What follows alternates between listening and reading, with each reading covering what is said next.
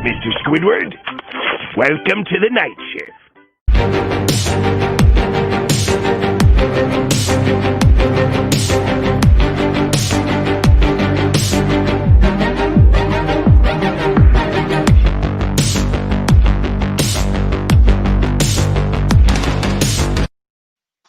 What is up, ladies and gentlemen? Welcome to episode 38 of The Night Shift. Of course, the host of my own show, That One Dude 2020. I have Isaiah Leung with the mini delusional takes, as you will hear. Garcia joining us. Isaiah, I know it was a crazy day of divisional football. Not to my surprise what has happened, but how are you doing tonight? Hey, John, I'm doing good, man. Well, it's great to be back on the night shift. Obviously, there's one guy that is missing from our stream tonight, and he's not going to be back until August and September. But Callan, we miss you, man. We're thinking about you, but we're going to hold down the fort for you as you are, doing your stuff, broadcasting, games with the Point Loma Nazareth basketball team, the San Diego Gulls. Man, you're going to do a great job, but we're going to hold down the fort for you until you're back. But, it's been a great day. It's been a crazy day, actually. So much great football action, games that went down to the wire, stuff that you didn't expect to happen, and I can't wait to talk about it. But before I get into that, though, I got to give a shout-out to Dunkin' Donuts. Best bottled iced coffee. Stop it. Get some help. Best bottled iced coffee in the biz. But hey, man, can't wait to get this show going. And let's do it, man. Let's do this. Revamp Night Shift episode number 1. Let's go. Okay, Martin, I know there's been a lot of questions about we were debating in the group chat about certain NFL rules or things. I know that it was up to debate with the Raiders and other teams, but despite all of that and what's happened this divisional game this past weekend, how you doing, my man? I'm doing pretty well, man. I went from a backup to a fill-in starter now that Callan is out. So I'm excited to start this new night shift with you guys. And let's just get it on the road, man. Let's go. But like I said, I'm not here to replace Callan. Obviously, there's one Callan here, so bear with me. I don't have the voice that he does. Y'all should just be patient. But we got a lot of football coming to y'all to not be surprised. But ladies and gentlemen, the first one is the Tampa Bay Buccaneers versus the New Orleans Saints. Isaiah, in this game, we saw a lot of issues like we've seen in the past with the New Orleans Saints. It's towards the divisional round and maybe the NFC Championship game. Through the first, second, third quarter, you see Drew Brees not looking like himself. I kind of said that he should retire back after 2019. Not looking like his former self, but like I said before, his turnovers in big moments in the playoffs has been a knock on him again and again. Isaiah, your thoughts on this game and what do you think the Saints should do moving forward, and how does this positively impact Bruce Arians and Tom Brady's relationship going into the NFC Championship game next week?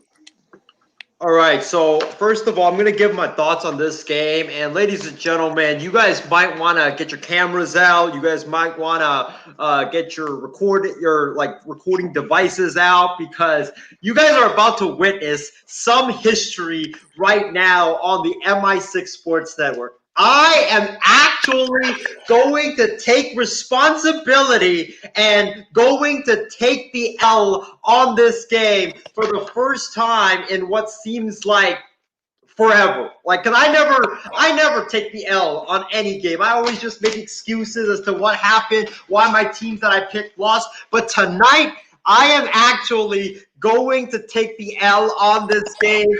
John, you should have recorded that, my man. That was a huge moment in MI6 Sports Network history. But I was wrong on this game. As a guy who picked the Tampa Bay Buccaneers prior to the postseason to reach the Super Bowl, I am glad that I was wrong. But still, doesn't matter. I got to take the L. I picked the Saints to win this football game because even though I knew that Tom Brady and that Bucs offense, I thought they were going to have a great game and they were going to be firing on all cylinders, I was extremely worried coming into this game about that Tampa Bay defense, which did not look good at all last week against the Washington football team. All week long, I had been saying that back end of that Tampa Bay defense worried me a lot.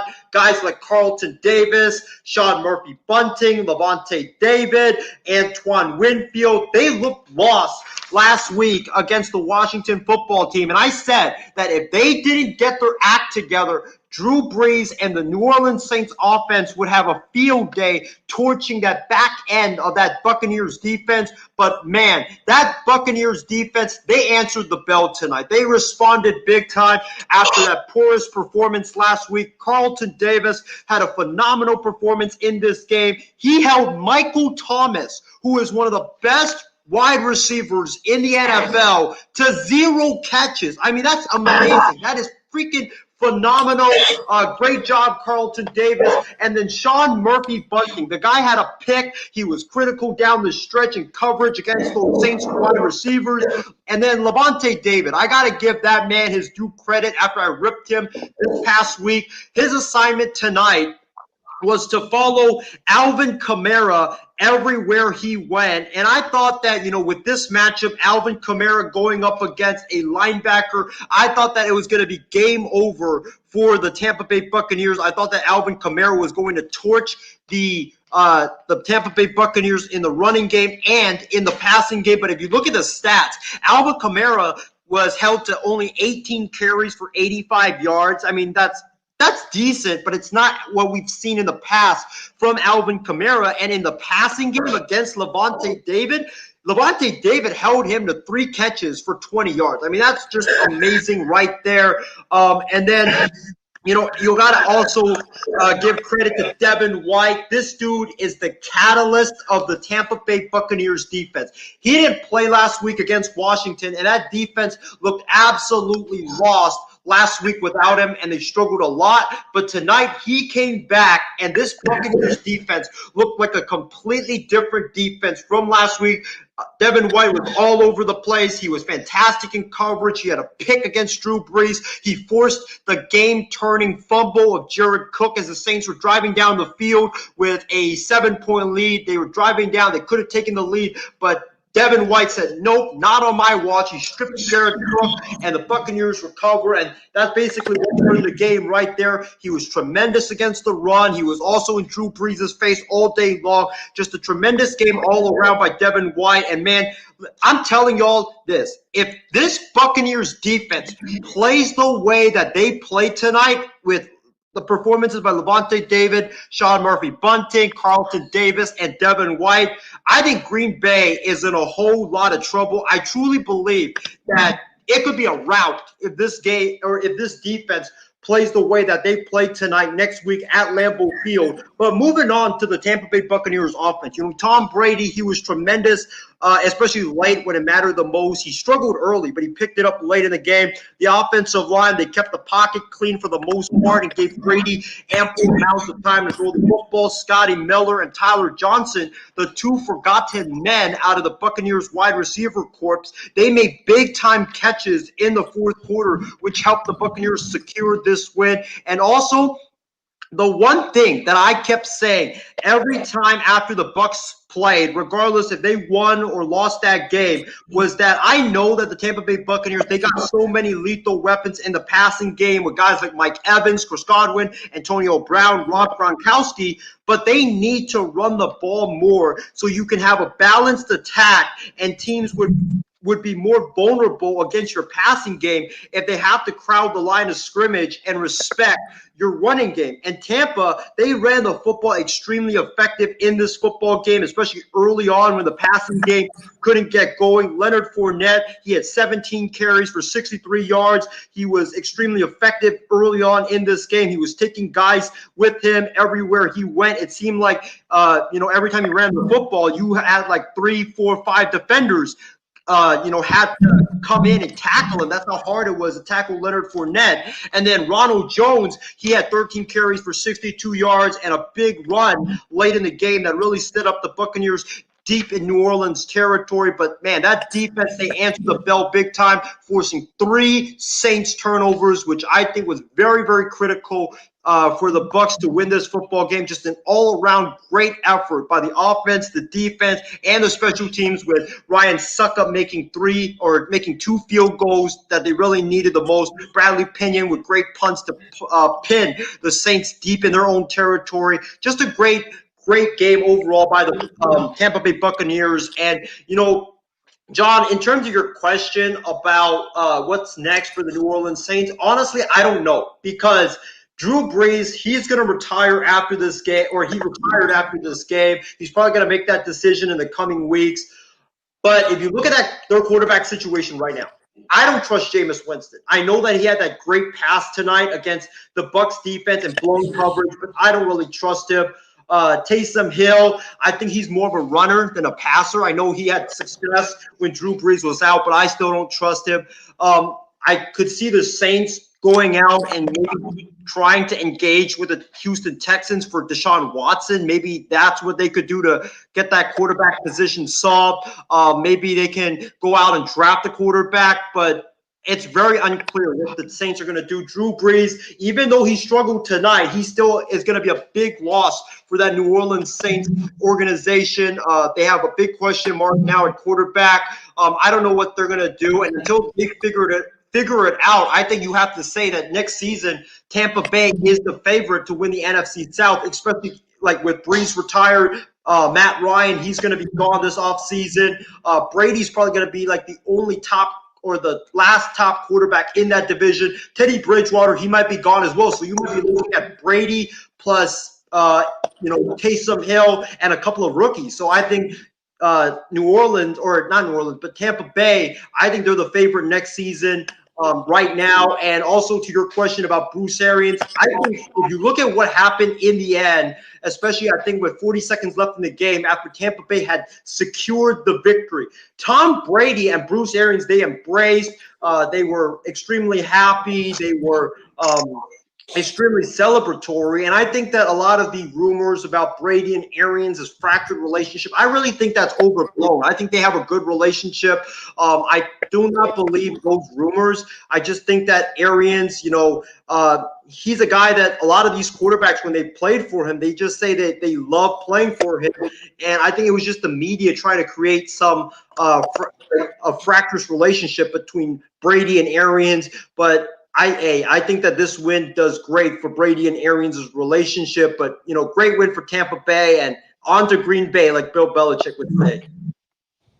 Martin, as I know, I wasn't surprised about the result of the game. Like Isaiah was kind of pointing to, he says he doesn't trust Jameis Winston, but looking at how the results of the game are, does this kind of see how, like I said in the past, that the sports media dramatizes things again and again and again. There was no doubt that Tom Brady's the GOAT, but your thoughts on the game and were you shocked at all that how Drew Brees performed, or is just kind of like I said before, this is the repetition of what Drew Brees has done again and again? And should Drew Brees retire, or is he going to pull like a Brett Favre and kind of come back or back and forth? I'm not shocked at all that the results were what they were. We've seen with Drew Brees. He's getting older. He is older already. It's not he's getting older. He is older. He's 42 years old. He's always been the smaller guy. His arm strength was never superb to begin with. And I think it's all finally adding up to him, man. Everybody can't beat Father Time, this guy always comes in hot in the beginning, which is fine. It's great. But his body just can't maintain a full season. In the playoffs, it's either him that chokes or the defense that chokes or the refs. But this year, for sure, it was Drew Brees. He had 3 picks, and 2 of those picks, if not 3 of them, were results turned into touchdowns. So, that's a big swing, I don't know if Jameis Winston is the answer or even Taysom Hill, but I think for the best of the Saints, I guess you just have to say, all right, goodbye. It was a great career here with the New Orleans, but it's time to move on.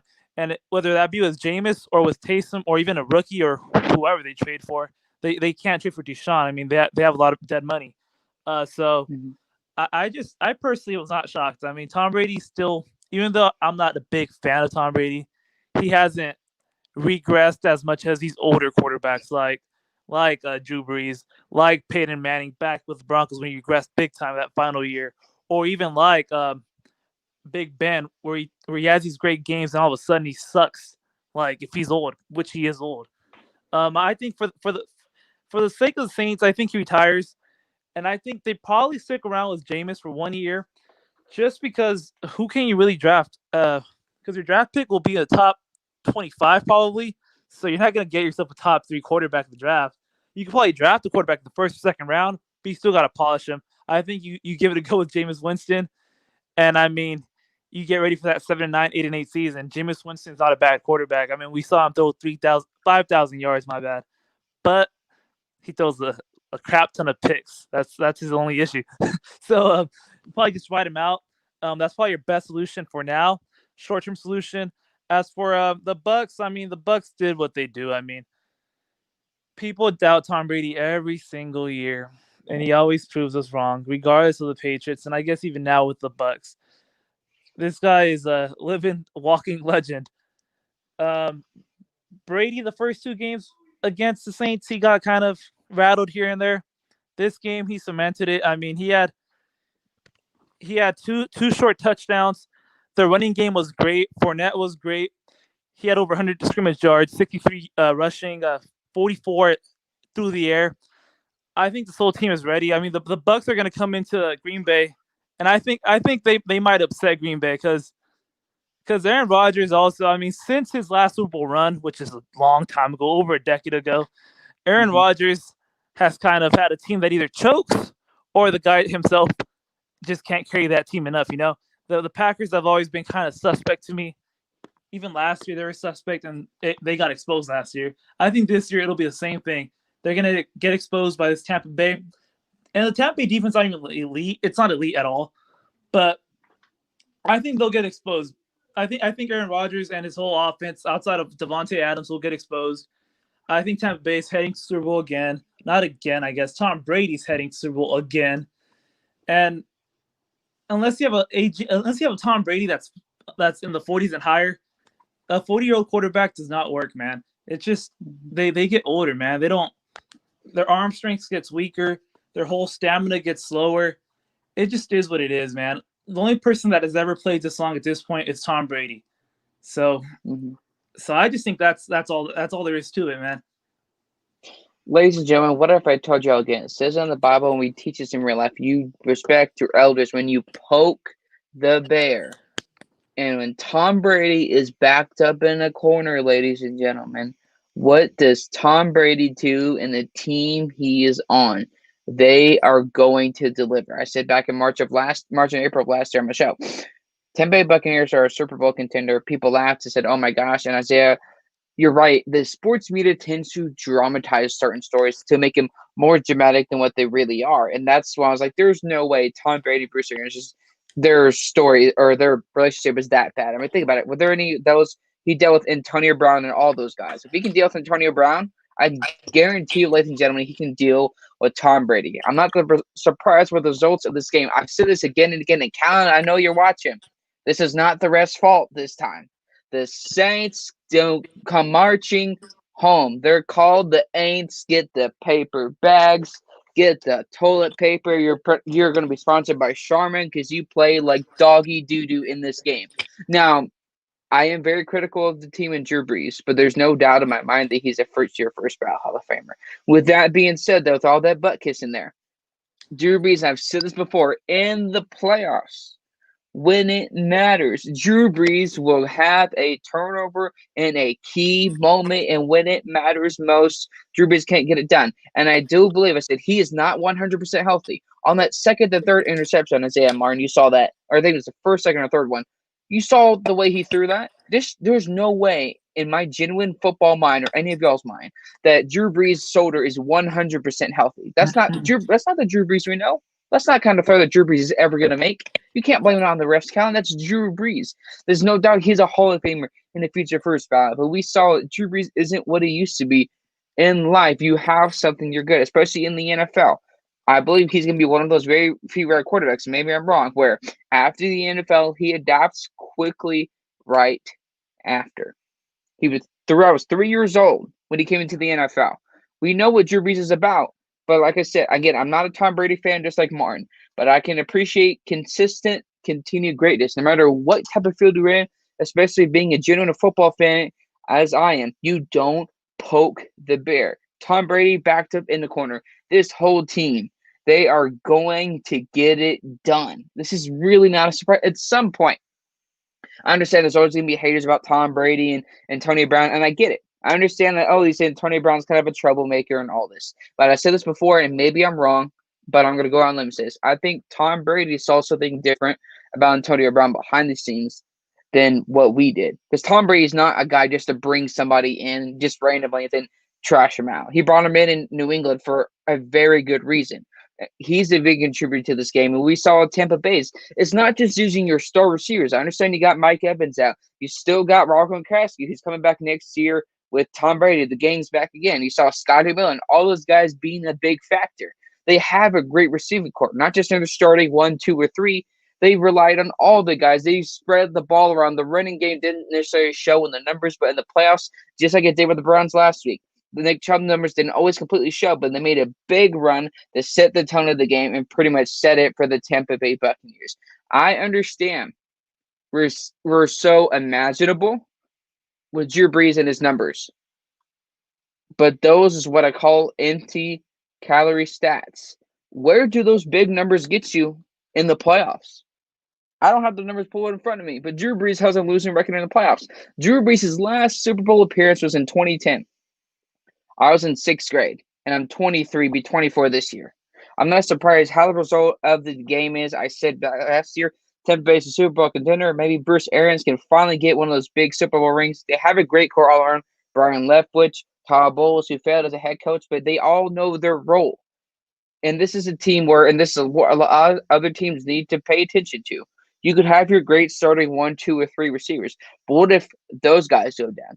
Who are you going to have? You're not going to have a Scotty Miller. You're not going to have Cameron Brate. You're not going to have a Rob Gronkowski. What are you going to do in those moments? So I'm not surprised.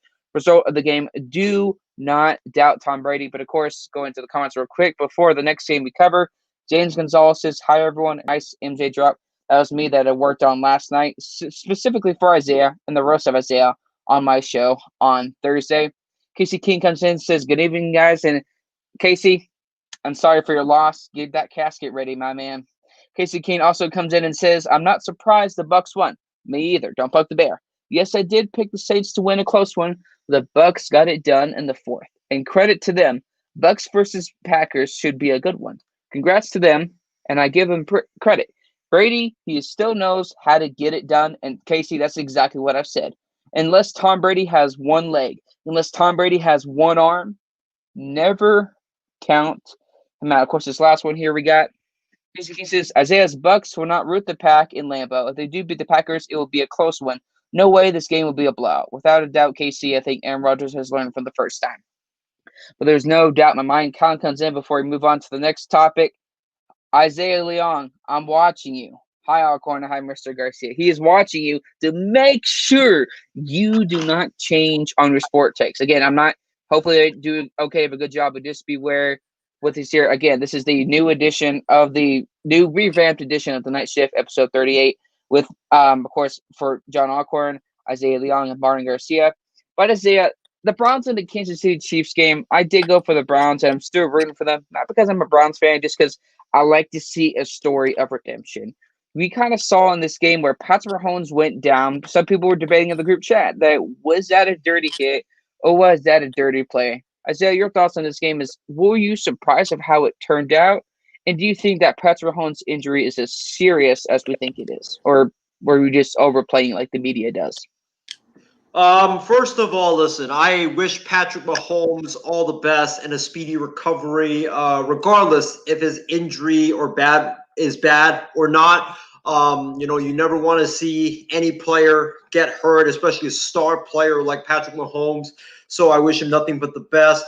But in terms of his injury, before I get into the game, I don't really know. I don't know how he suffered a concussion, because from when I was watching it, it wasn't like a head-to-head or helmet-to-helmet contact type of a play. The the defender for the Browns just tackled Patrick Mahomes into the turf. He tackled him kind of hard, but it didn't really seem like to me that he made any type of contact with Patrick Mahomes' head. I know Jay Glazer of Fox reported, I think a couple of hours later, that his source is telling him that Mahomes kind of felt like, when an MMA fighter chokes out another MMA fighter, you kind of feel dizzy and you kind of get like the stars are flying around your head. So he kind of reported that. I think that's kind of what it was. I kind of saw that Chiefs or that Browns defender kind of choked out Patrick Mahomes in a way. So I could see that being a logical explanation. But I don't really think it's a concussion. Andy Reid said that Patrick Mahomes is doing very well right now, and he's most likely will be going to be playing in the AFC Championship depending on what happens this week with the concussion protocol. So that's good news. But, I wish him nothing but the best once again. But in terms of this game, listen, the Browns lost this football game because they couldn't run the football. I mean, the Chiefs are one of the worst rushing defenses in the NFL, and you only manage to muster up 97 yards rushing behind your two backs of Kareem Hunt and Nick Chubb. I get the fact that you were down for most of this game, but still, the Browns are a football team. Their offense is predicated on the run. You cannot have Baker Mayfield. Even though Baker Mayfield played pretty good in this football game, he made some excellent throws. But you cannot rely on Baker Mayfield having to put the team on his back to be able to win a game. No, you have to be able to run the football, and Baker just game manages the game and not turn the football over, and that's how you win the game. So the Browns, 97 yards of rushing between Nick Chubb and Kareem Hunt. That's unacceptable. I think those two guys only got to combine 19 carries. No, you have to be able to run the football for at least 30 or 40 times to be able to win, and especially against the Chiefs. You have to be able to run the ball effectively. You have to be able to win the game of time of possession. And when you win the game of time of possession, you limit the amount of possessions that the Kansas City Chiefs get. That's the recipe for success against the Kansas City Chiefs. I thought that was one of the reasons why the Browns lost this football game, because they didn't really commit to the run. They went too pass happy, especially in the first half and the second half. But the second half, you had to go pass happy because you were down, I think, 2 scores in that game. But the thing that really hurt the Cleveland Browns was Rashad Higgins, that touchdown that he fumbles out of the 5-inch line. I mean, that really killed the Cleveland Browns, because the Cleveland Browns, I think at that point, they are down. John, correct me if I'm wrong. I think they were down, I think, 16-3 at that point. Mm-hmm, and correct. You scored a touchdown there. You score a touchdown, that would be 16-10. Plus, you get the ball to start the second half. So you could have scored right there. Yep, you could have scored right there, and you get the ball to start the second half. That could have been a 14-point swing right there. But instead, he fumbles it out of the end zone. The Chiefs get it back, and what do the Chiefs do? The Chiefs drive down the field, and then they kick a field goal. That was basically game over right there. Rashad Higgins, listen, I know you're trying to score a touchdown, but in that situation, you need to learn to be smart. Just go out of bounds. Go out of bounds. Let more time tick off the clock so Patrick Mahomes doesn't get the ball, and right after you score, he gets back down the field and responds with a touchdown. Go out of bounds, get the ball to 1. It would have been 1st and goal, and then I think the Browns would have been able to punch it in because they have that two-headed monster with Kareem Hunt and Nick Chubb. I thought that was a stupid decision by Rashad Higgins, and I hope he learns from that. But I saw on Twitter after he fumbled the ball out of bounds, I saw on Twitter that a lot of people were up in arms about how that rule needs to be changed. And I kind of agree with that, because listen, you fumble the ball any part of the field, you fumble it out of bounds, what happens? The ball goes back to the area that you fumble. But when you fumble it at the 5-inch line and it goes out of the end zone, the other team gets the ball at their own 20. It makes no sense whatsoever. What the NFL should do is they need to change that rule where if you fumble the ball out of bounds at like the 5-inch line or the 1-yard line or the 2-yard line and it goes out of the end zone, instead of being a touchback, return the football back to where that team fumbled the ball at. That's the most logical decision that you need to make. It just doesn't make any sense to give the opponent the ball back at the 20-yard line. I hope the NFL gets that rule change, but that was a very, very costly turnover by the Cleveland Browns. And that, even though, like, I know Mahomes lost, or not Mahomes got left the game, and then Chad Henne came in, and he had a great run on 3rd and 14. But I don't think they lost the game because of that. I think they lost the game because of that Rashard Higgins boneheaded decision, not going out of bounds at the 1 and instead fumbling the ball out of bounds into the end zone. Chiefs ball that made it 19-3 instead of possibly 16-10. And then who knows, like when you come out of the second half, it could have been 17-16 Cleveland Browns, where we might be talking about the Browns upsetting the Kansas City Chiefs. But for me, that was a turning point of that game. Martin, Isaiah does make some good points here, but like you see from the Browns of the past is like the running game is such a huge factor. For some reason, if I remember correctly, Kareem Hunt only had 6 attempts. So it's not like Nick Chubb was this guy that was getting 2 to 3 carries and wasn't getting it done. In terms of the yards per carry, there's no doubt he was getting it done. But most of your thoughts on this game is, how does this affect the Browns moving forward? And does this increase the Kansas City chances of going to the Super Bowl? And what are your overall thoughts? I think as far as the Chiefs go, the Super Bowl hopes are still there as long as Mahomes plays this next week. If he's active, their chances are alive as ever. They're playing the Bills, first time in the playoffs in a long time to begin with, so they're still getting the hang of it. The Chiefs are racing for the back-to-back titles, so they're way more comfortable with Patrick Mahomes. As long as he's there, they're fine. I think as for the Browns, this offseason, what they should do is just reinvest into your run game, into your line. Like you guys said, they're so dominant when they control the ground and when they control the time. With the Chiefs, it was different. Obviously, the Chiefs love to score it up, so I can see why they got out of the running game so early. But if you want to win, you got to play the run game, just like the Raiders did and early in the season when they beat the Chiefs. It was a huge thanks to the run game. They committed to the run game. They slowed down the Chiefs' high-octane offense, which this game they didn't score too much. But you limit the possessions for Patrick Mahomes, and you usually get better results. They only had 19 rushes, you guys said, 19 carries in total. That's not going to cut it, especially when you won't even hit 100 yards overall. But as for Baker Mayfield, I think Baker proved enough. Like, I think he'll be an elite quarterback. I think he will stay with the Browns for at least a few more years. He secured a spot. He's not a bust. He's not a choke artist. There's no controversy there. For the fumble, though, I think the fumble rule is really stupid.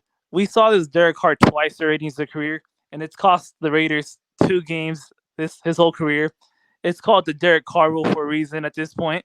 It's a joke of a rule, but it is a rule. So I guess the rule was right. At the end of the day, it was the right call because that's what the rule is.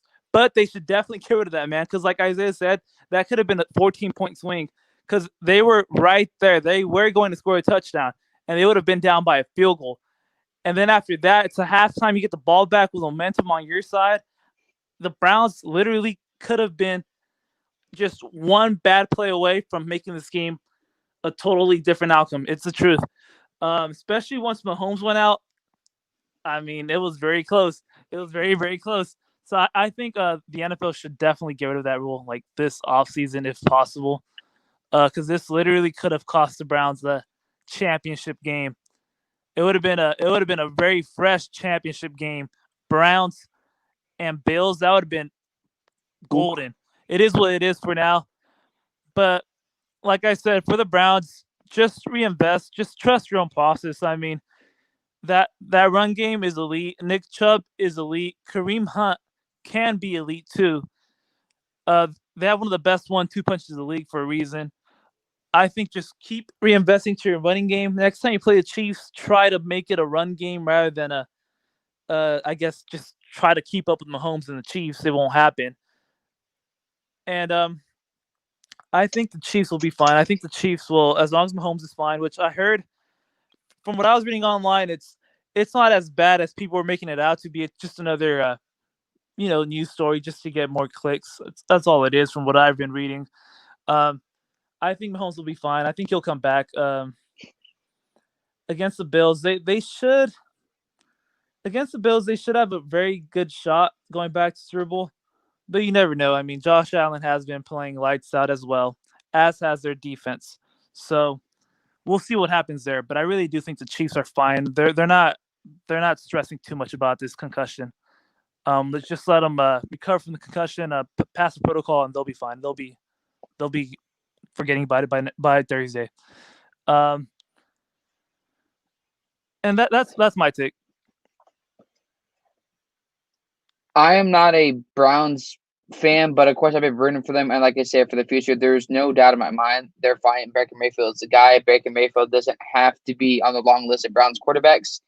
But this is a situation where, yes, the Browns are in a positive situation moving forward, but they got into their own head. Kareem Hunt, if I remember last week, folks, had 2 rushing TDs. That's that same guy in the wild card round that beat the Steelers. 2 rushing TDs, and in this game, he only gets 5 to 6 attempts. I mean, this isn't Madden. This isn't 2K here. Listen up. This is the Chiefs. And as much as I love Baker Mayfield, you're not going to out-throw Patrick Mahomes. Patrick Mahomes has one of the best, if not actually the best arm in the NFL. You run the football, and they couldn't get it done early. I understand when you veer away from your bread and butter. I understand it is very difficult because you're behind. It's the Chiefs, and you fall behind it all against the Chiefs. Just ask Deshaun Watson exactly what happens in this game. I'm kind of surprised the Browns lost in this fashion just because last week Kareem Hunt, I say this again, 2 TDs last week, and now, ladies and gentlemen, he only had 5 to 6 carries.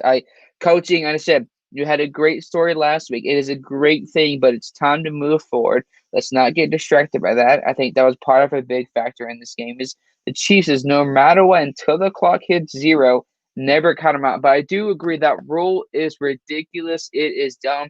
Not because I wanted the Browns to win. It's not just because just specifically this game. I'm not throwing a Higgins thing here, but that rule needs to be changed. And yes, it was the right call, not because I agree with it, but because it is the rule, even though the NFL has had a lot of rules over the years, Des Bryant should know, that are very controversial and that really do not help the NFL. But Isaiah, just get your final thoughts. Do you think the NFL will ever change the rule, or is it just going to be people complaining like Karen's doing on the internet and no end result of this situation?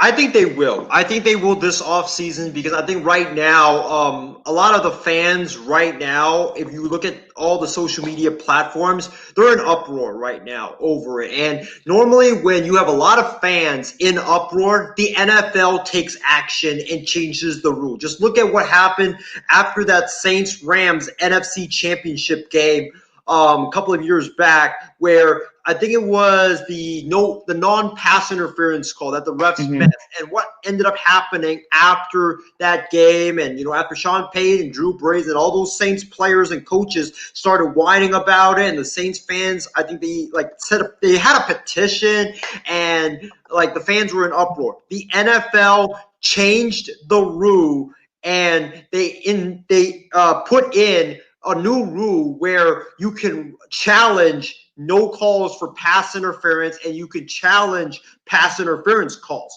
Obviously, they took that back this past season because a lot of the challenges were unsuccessful. But still, the NFL made an effort and they changed the rule. So I think that this time, with a lot of fans in uproar after what they saw today, I think that the NFL will take action, and I think they will I think they'll get rid of it, and they will replace it with a new rule, which, John, you, me, and Martin have outlined, which is wherever you fumble the ball out or wherever the ball goes out, put the ball back at that original spot. Without a doubt, you're 100% right, Isaiah. And of course, getting to the comment section here, I added a new photo in here that I know Callan's going to like. Casey King comes in and saying that Higgins became Higgins. It's Huggies. Where do you get Higgins? I thought just y'all would like that real quick. He definitely, without a doubt, became Higgins, made a Higgins thing. And of course, I just wanted to share that with y'all. But mind you, Isaiah, Colin McClure, despite him not being the video tank, he is watching you. Do not change any of your things. Do not have a Nick Mullins type of thing. Of course, Casey McKean comes in saying, Drew Brees, I hear, is likely retired, wishing him the best. And without a doubt, Casey, I have been very critical of Drew Brees, and I am.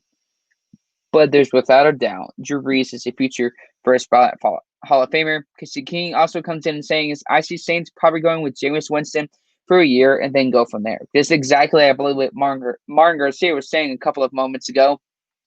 Just because you don't have a lot of money, what are you going to do? Is Michael Thomas going to be here? There's so many different situations, but he does make a good point. But ladies and gentlemen, this next one, I'm going to take a different shift on here, and I'll have a different shift on Thursday. I say how sports fans should truly be. But Isaiah, this game, as we saw early on, just like in the division round last year, the Baltimore Ravens coaching and Lamar, they couldn't, and I said this, passing matters.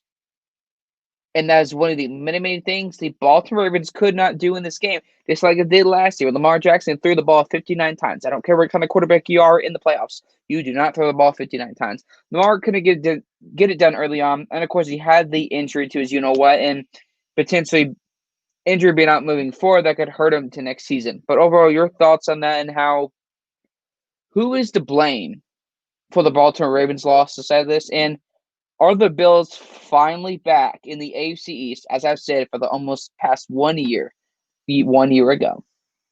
First of all, the person to blame for the Baltimore Ravens loss is Mr. Stephen H. Wang, who hyped up Lamar Jackson. Yes, Stephen, if you're watching this show right now, I am looking at you right now. You are the person to blame for this loss because you came in last week after the Ravens and Lamar pulled off the upset. I know John and Martin can vouch for that. You came on the show last week, and even our MI6 host chat, you came on the show and you're like, Lamar is a top 3 quarterback in the NFL. Lamar is so good. Lamar is yada, yada, yada. Lamar is amazing. And Lamar is a guy that, you can win Super Bowls with. And he is just so amazing. You even said he is better than Tom Brady. You uttered those words out of your mouth, Stephen Wang. And you got to eat crow this week because that was your fault that the Ravens lost because you overhyped Lamar. We told you Lamar Jackson is not going to be a Super Bowl, or he's not going to be able to win a Super Bowl in his career. He's not going to be able to even get to a Super Bowl and win because, like John said, passing matters in the NFL. You cannot have a running back run under center at quarterback and run the football like 50 times a game. No, you just can't do that. You have to be able to pass the ball as well as run the football. And what the Buffalo Bills did is very, very smart by Sean McDermott and their coaching staff. They stacked the box. They put like 8, 9 guys in the box because they knew the Ravens weren't going to throw the football. They knew what the Ravens were going to do was run the football most of the time. Gus Edwards, 10 carries, 42 yards, not effective at all. J.K. Dobbins, 10 carries, 42 yards, not effective at all. Lamar Jackson, 9 carries, 34 yards, not effective at all. And when they shut down the running game, they made Lamar Jackson have to pass the football, and Lamar Jackson got exposed. He was 14 of 24, 162 yards, 0 touchdowns, and a terrible, terrible interception in the end zone that Taron Johnson returned for a 101-yard interception return that changed the game, that put the Bills in the AFC Championship game after that.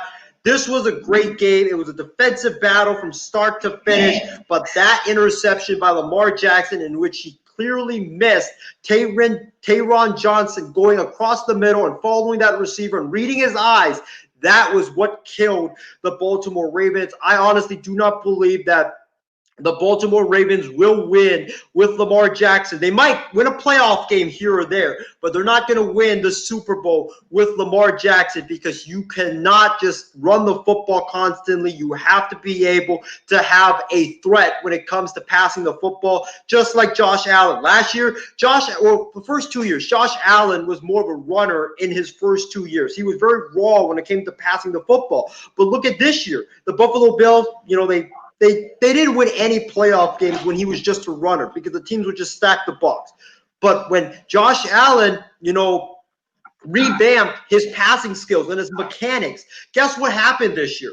Josh Allen, he's looking like a totally different quarterback. He's looking like the MVP of the league, or one of the MVPs of the league. And the Buffalo Bills are now going to the AFC Championship. So you have to be able to pass the football, to beat guys like Mahomes, beat guys like Rodgers, beat Brady, and the rest of the great quarterbacks in the NFL.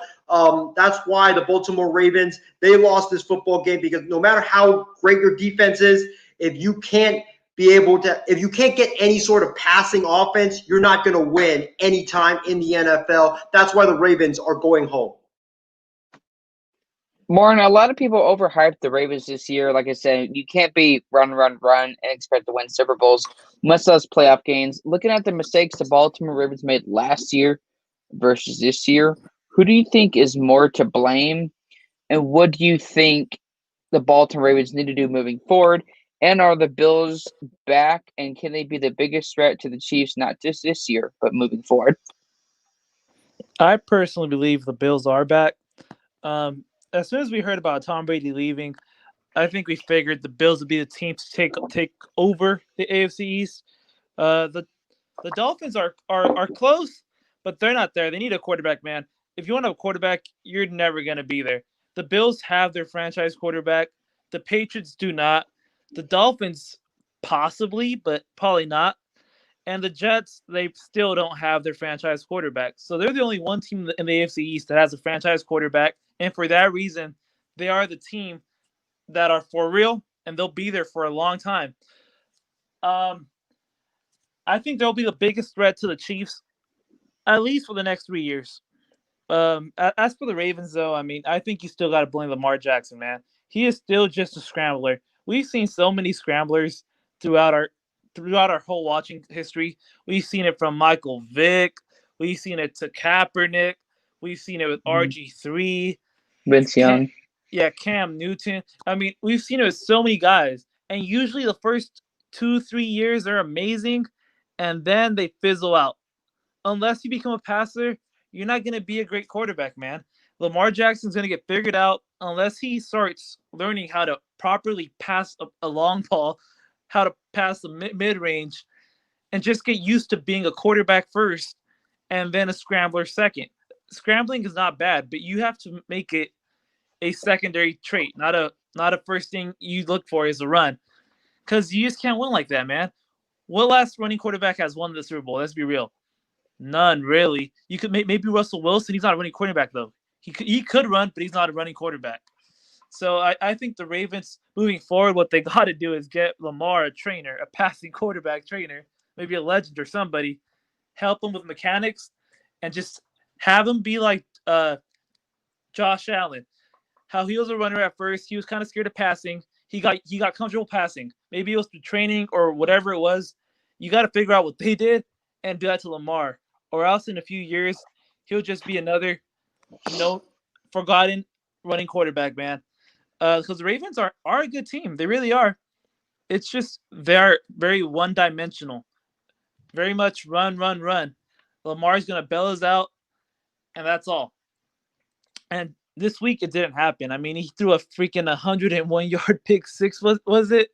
That was just a buzzkill. They only had 3 points. Lamar only had 130 yards, I believe. 14 for 24, 1 pick.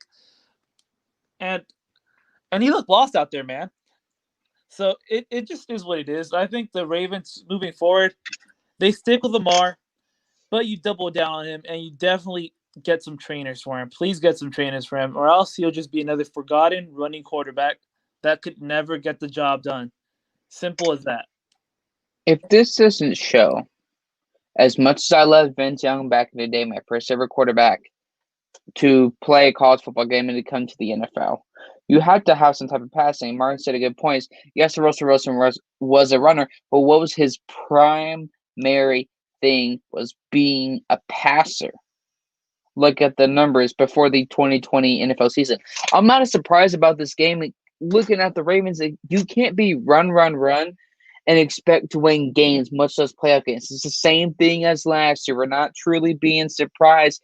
We saw that the offensive line, the running backs, the fullbacks had the block for Lamar. You saw constantly Lamar, and his pocket presence was diddly squat.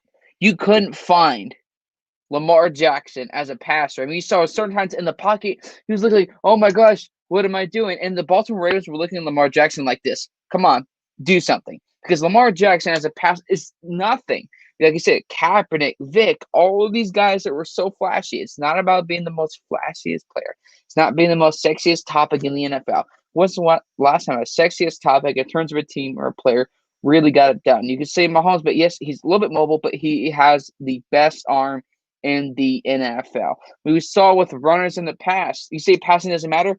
What was an issue with Michael Vick? Colin Kaepernick, Vince Young. Accuracy, passing does matter. I don't care what nobody else tells me. It's 11 months Vince Young, and I think he's the best college quarterback of all time. The Baltimore Ravens, Lamar Jackson, are just like, oh my gosh, what are we doing?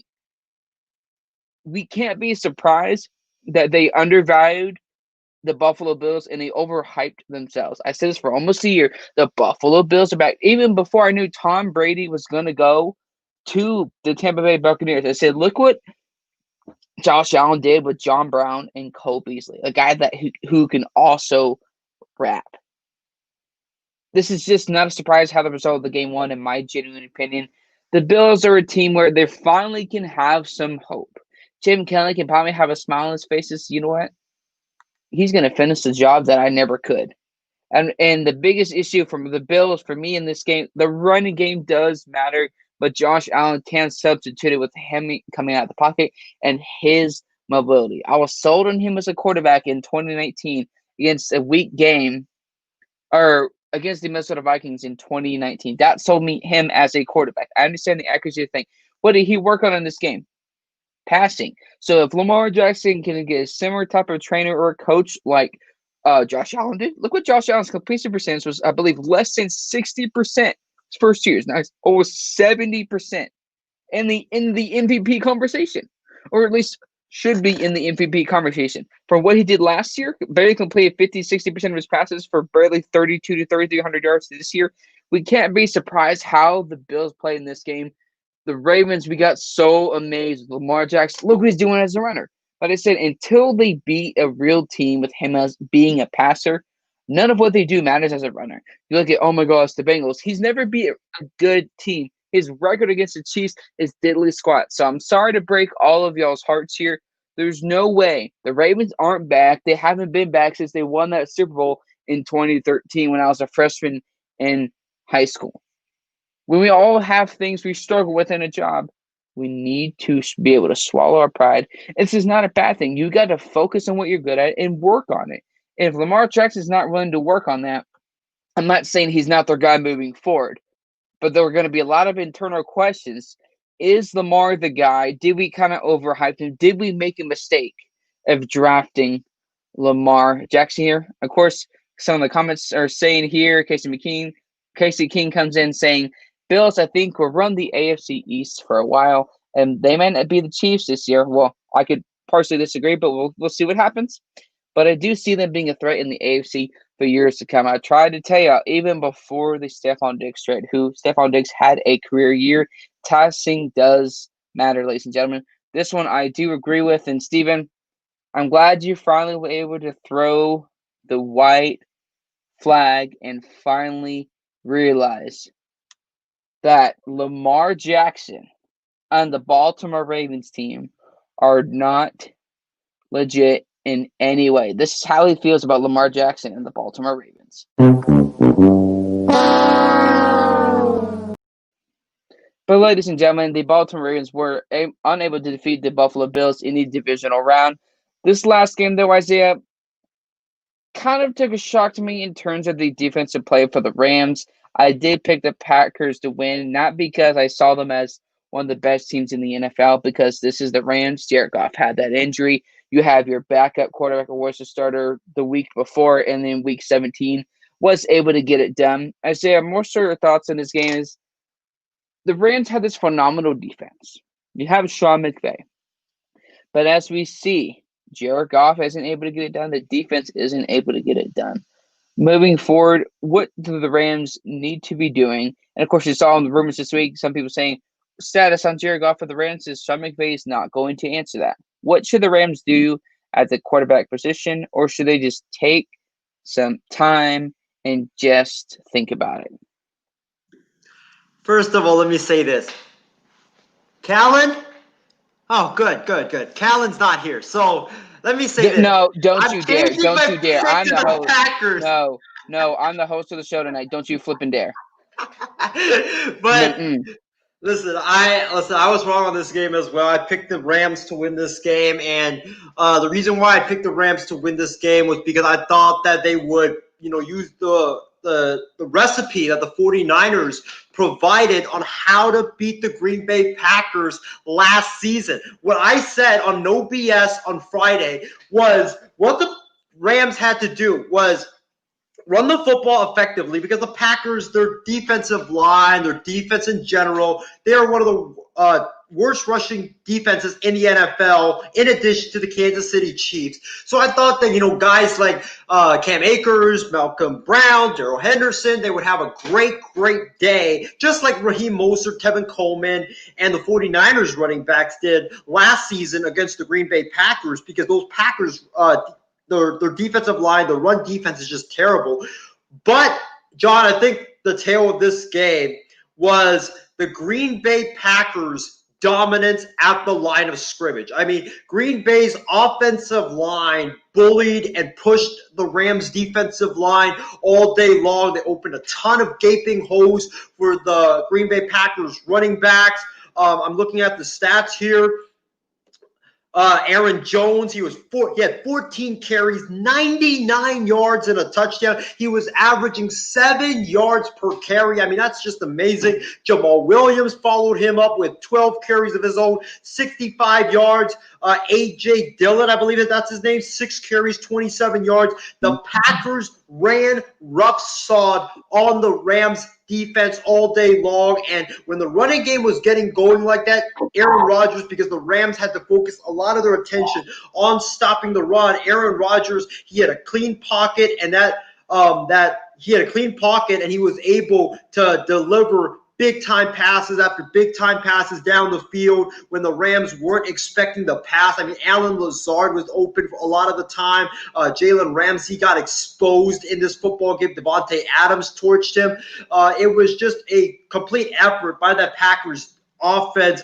And also, what really surprised me in this game, besides, the Rams defense struggling like they did, was the Packers' defensive line holding the Rams' running game in check for most of the game. I mean, the Rams, they only ran the ball. Cam Akers, he had 18 carries, 90 yards, and a touchdown. But besides him, that was it. They couldn't get anything going besides Cam Akers. I knew that they were down big in the second half, so they had to pass the ball most of the time.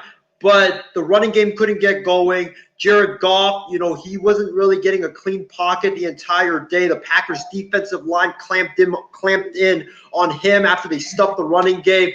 The Packers, they just dominated the Rams at both lines of scrimmage all day long. That's what ended up winning the game, was the Packers' dominance at the line of scrimmage. And in terms of, John, your question about what should the Rams do regarding their quarterback position, because I know that Sean McVay, I think he came out and said today they are evaluating everything. Every position on the team is being evaluated.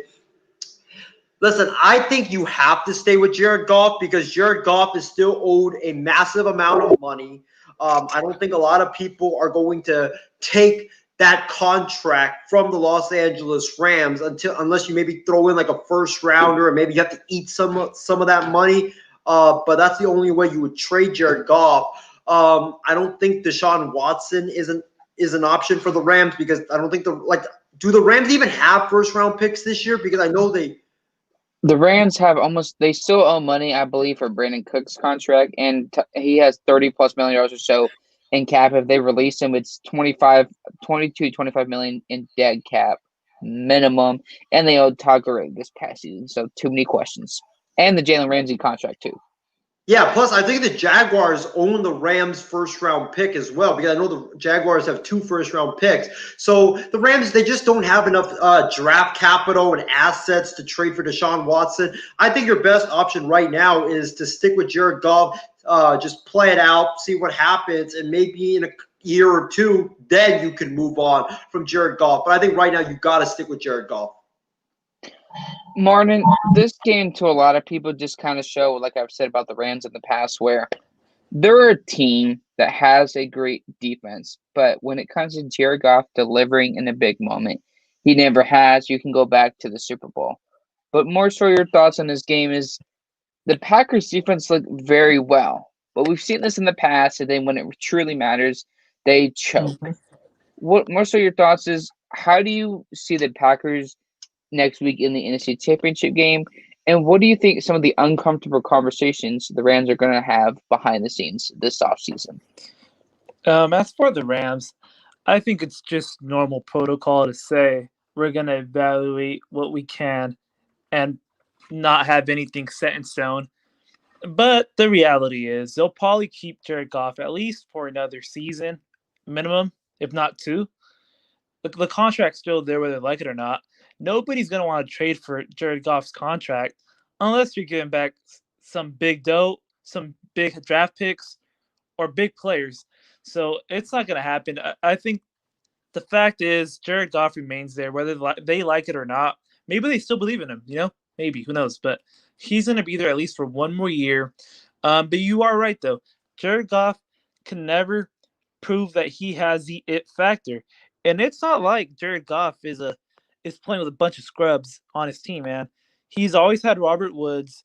He's had Josh Reynolds. He has Akers. He has Malcolm Brown. He has had so many weapons, man. Cooper Kupp. He's had tight ends. He's had running backs. And yet he can never seem to reach them when he needs to. So I think for the Rams, they're just frustrated. I'm sure in the draft they're going to look very hard. They're going to see if they get any trade done or anything like that. But as far as like Jared Goff being shook from this rumor that he might get, benched or whatever, traded, I think there's very little truth to that. They probably want to, but there's little truth to that. Jared Goff will be safe this year. Maybe right after this year, they could finally release him or trade him because last year's in that contract. But they're stuck with Jared Goff whether you like him or not. That's simple as that. Packers, though, the Packers showed up 2 nights ago or yesterday, and they showed up big. But like you guys said, these Packers always show up until they don't. There's always that one game they just collapse. They look like a joke, and they just fall straight flat. And it can't be against this Tampa team, man. Tampa Bay has Tom Brady. This guy is championship. He means rings. This guy's a winner. If you show up very blank defensively against this Tampa Bay Bucks, even though this isn't 35-year-old Tom Brady, 30-year-old Tom Brady, you're gonna get exposed.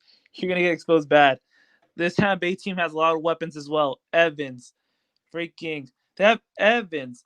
They have AB stills. They have Gronkowski, Howard, Fournette, and so many more. And it's just like this Packer defense that showed up yesterday better show up again this next Sunday, and they better be ready to ball out. If you keep Tom Brady to 200 yards and Rodgers does his thing, which he should, if he doesn't, that'll be on Rodgers. But Rodgers should do his thing, get his 250, 300 yards a game, get 2-3 touchdowns, mistake free, 0 picks. As long as they do that, they could pull the victory, and Rodgers could be on his way to his second Super Bowl, which has been evading him for so long now. Because Rodgers at one point was supposed to be this golden boy, and that's fallen off due to him or just his team collapsing in the playoffs seemingly every year since like 2012, 2013, man. That's just what I think. But I really don't think the Packers show up next week. I don't think they'll show up. I think they'll fall short again. And it'll just be another reason why Aaron Rodgers will move on either this offseason. It hasn't been talked about very much, but this next offseason, it'll definitely be talked about because of their rookie quarterback they drafted. I love. I think Rodgers, with another shortcoming here and a shortcoming next year, it's over. That marriage is done. Rodgers is gone. He's playing with Tom Brady because he should have way more rings or at least more Super Bowl appearances than he currently has. It's kind of a disappointment that he hasn't been able to make a second Super Bowl run since that original win. Casey, I want to pinpoint this comment right here.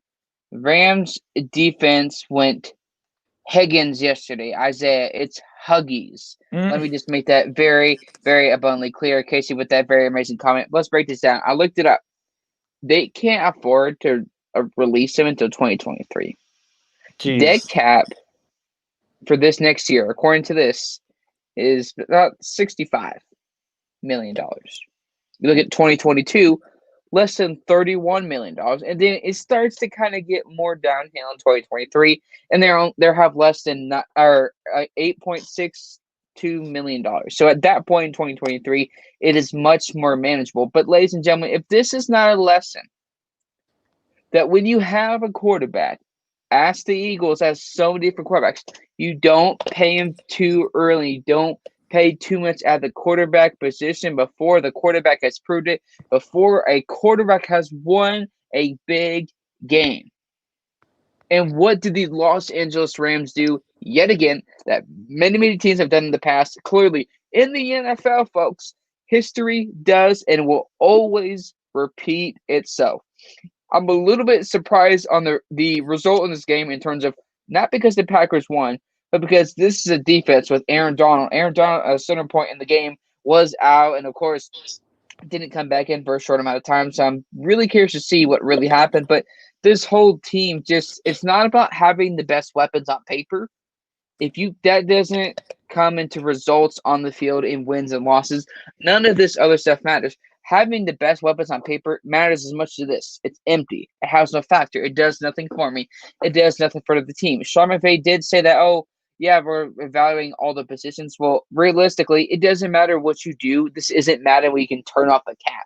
They can't afford it. According to this, unless this is wrong, about almost $96 million in dead cap for this next season, 2021, and the next season after that for the 2022. So the 2023 offseason, you probably by then have enough money, but then it'll be too late because then the Cardinals are going to do their thing. Seattle could be coming back. Seattle could have a new quarterback. Just so many different situations here.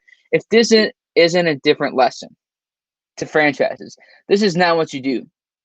Sean McVay, while he has won a lot of games, has not won the big game. So I give him no break. You say, you're thumped. No, I've seen quarterbacks play through worse situations. So I do not give the Los Angeles Rams a pass. Casey, I know you're a fan of your team, but it's time to turn in the keys and to kind of get in the casket for the season. Jared Goff is the guy moving forward, not because he actually is the guy, because they literally cannot financially afford to move on from Jared Goff. You can't give him 3 to first-round picks. They don't have that. They gave him 1 or 2 first-round picks to the Jacksonville Jaguars for Jalen Ramsey, which I said was good at the time, but long-term is going to hurt them. Then you get Jalen Ramsey's contract, Jared Goff and his contract. There's so many just different situations, and I blame the GM and I blame the head coach for letting this go through. Of course, coming back into the NFL, a lot of things happened this past week, potential stories. The Detroit Lions are doing what the Detroit Lions always do. They never make the moves that they benefit of the team. Isaiah, we kind of see what Detroit has done in the past. They care more about money than they do culture and wins and losses. What does this show you? Are they really invested in Matthew Stafford? Or are they in denial that this marriage is passed over? Um, First of all, John, can you remind me who the Lions hired? Because I'm having Sorry, like a my bad. My apologies. The Lions did expect to hire Saints tight end defensive coach Dan Campbell as the head coach. Does it show that are they really invested in Stafford, or is this marriage way past fixing?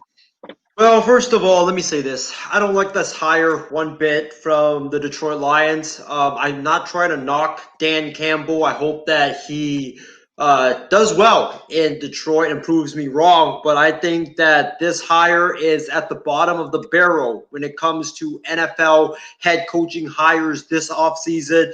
Dan Campbell, if you look at him, he's only been a tight ends coach his entire career. The guy, well, he was an interim head coach, but he was an interim head coach in 2015 with the Miami Dolphins. They went 5-7 in 2015 when he filled in for Joe Philbin, who had been let go. He's never been a coordinator at any level in his coaching career.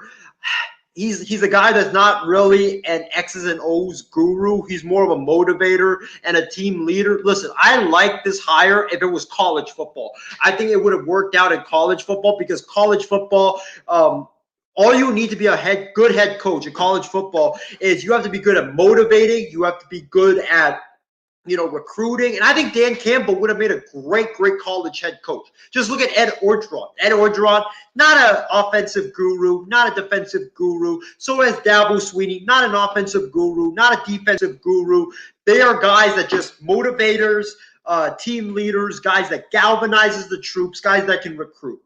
But in the NFL, you need a guy that, in addition to being able to motivate your team, you need to be able to be good on either side of the ball. You have to be good on either offense or defense. And Dan Campbell, the guy's 5-7 as an interim head coach. The guy has no experience whatsoever calling plays. I just think that this is a dumb hire. I would have gone after Marvin Lewis because Marvin Lewis, I think it was Dan Campbell and Marvin Lewis being the finalist for the Detroit job. Marvin Lewis, he has so much experience as a head coach. He has so much experience changing cultures. He's a guy that's very, very well respected when it comes to the National Football League. I think he would have been a better hire than Dan Campbell. And I just think that if you're Matthew Stafford and you look at this hire, it's like you already went through all the stuff or the crap regarding Matt Patricia. Now you have to go through a guy who doesn't call plays, is not a guru on either side of the ball, is more of a college coach. If you're Matthew Stafford, I think you're dialing the GM's office right now and you're requesting a trade because I think Detroit is headed for a rebuild. I think that this move signifies that they're trying to get younger. They're trying to, get a lot of these young college guys in. That's why you hire Dan Campbell. If you're trying to win right now, you go get Marvin Lewis. But no, Detroit decides to beat Detroit and go get Dan Campbell. So I think Matthew Stafford, I think his time in Detroit is done, and I think he should request a trade immediately to go anywhere. I mean, anywhere like San Francisco or maybe the Rams if they were to move on from Jared Goff and get someone to take his contract. But Matthew Stafford deserves a better situation than he is in right now, and I just think that this Detroit situation signifies to me that they're heading for a rebuild. Martin, we've seen I'm trying to be nice. I'm not going to be nice about this. The Detroit Lions over and over have rebuilt with Matthew Stafford. This is the third or fourth time in not even 12 and a half seasons they have done that. Your thoughts on this hire? Does this really help Detroit, or are they just doing the same thing over and over and over and expecting a different result? Honestly, I am not sure. Prior to signing, I did not know who this guy was. But as Isaiah said, this guy has been nothing but a tight ends coach his whole career. And now you bring him to Matthew Stafford, a veteran at this point in his career, a for sure veteran, a guy that wants to win now. You bring a rookie head coach to a guy that wants to win now. I don't think the quarterback respects him that much, man.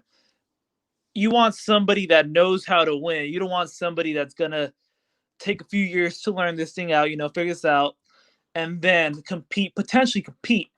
I think Matt Stafford is just saying, release me, trade me, do whatever, but I don't want to be here anymore. I mean, I've spent 12 years here.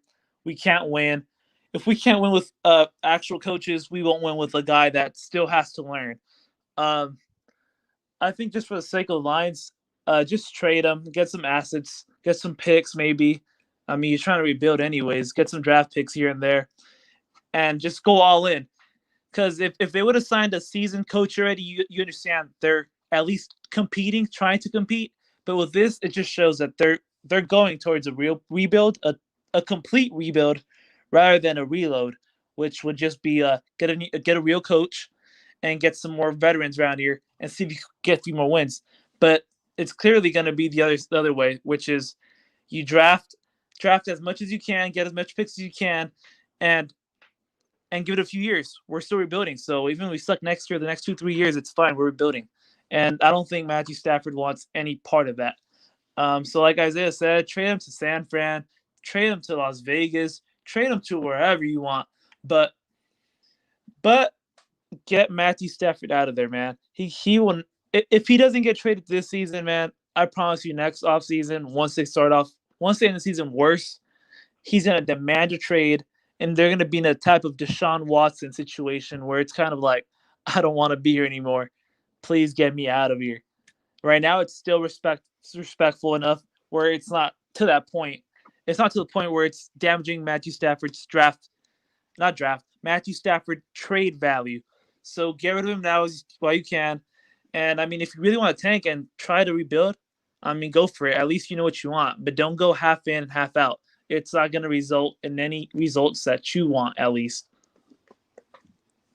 Matthew Stafford is a guy who I've said, you look at the numbers to show for themselves. You mix and match every season's over 5,000 yards, blah, blah, blah. This just shows the Detroit Lions organization doesn't give a flying fart about Matthew Stafford.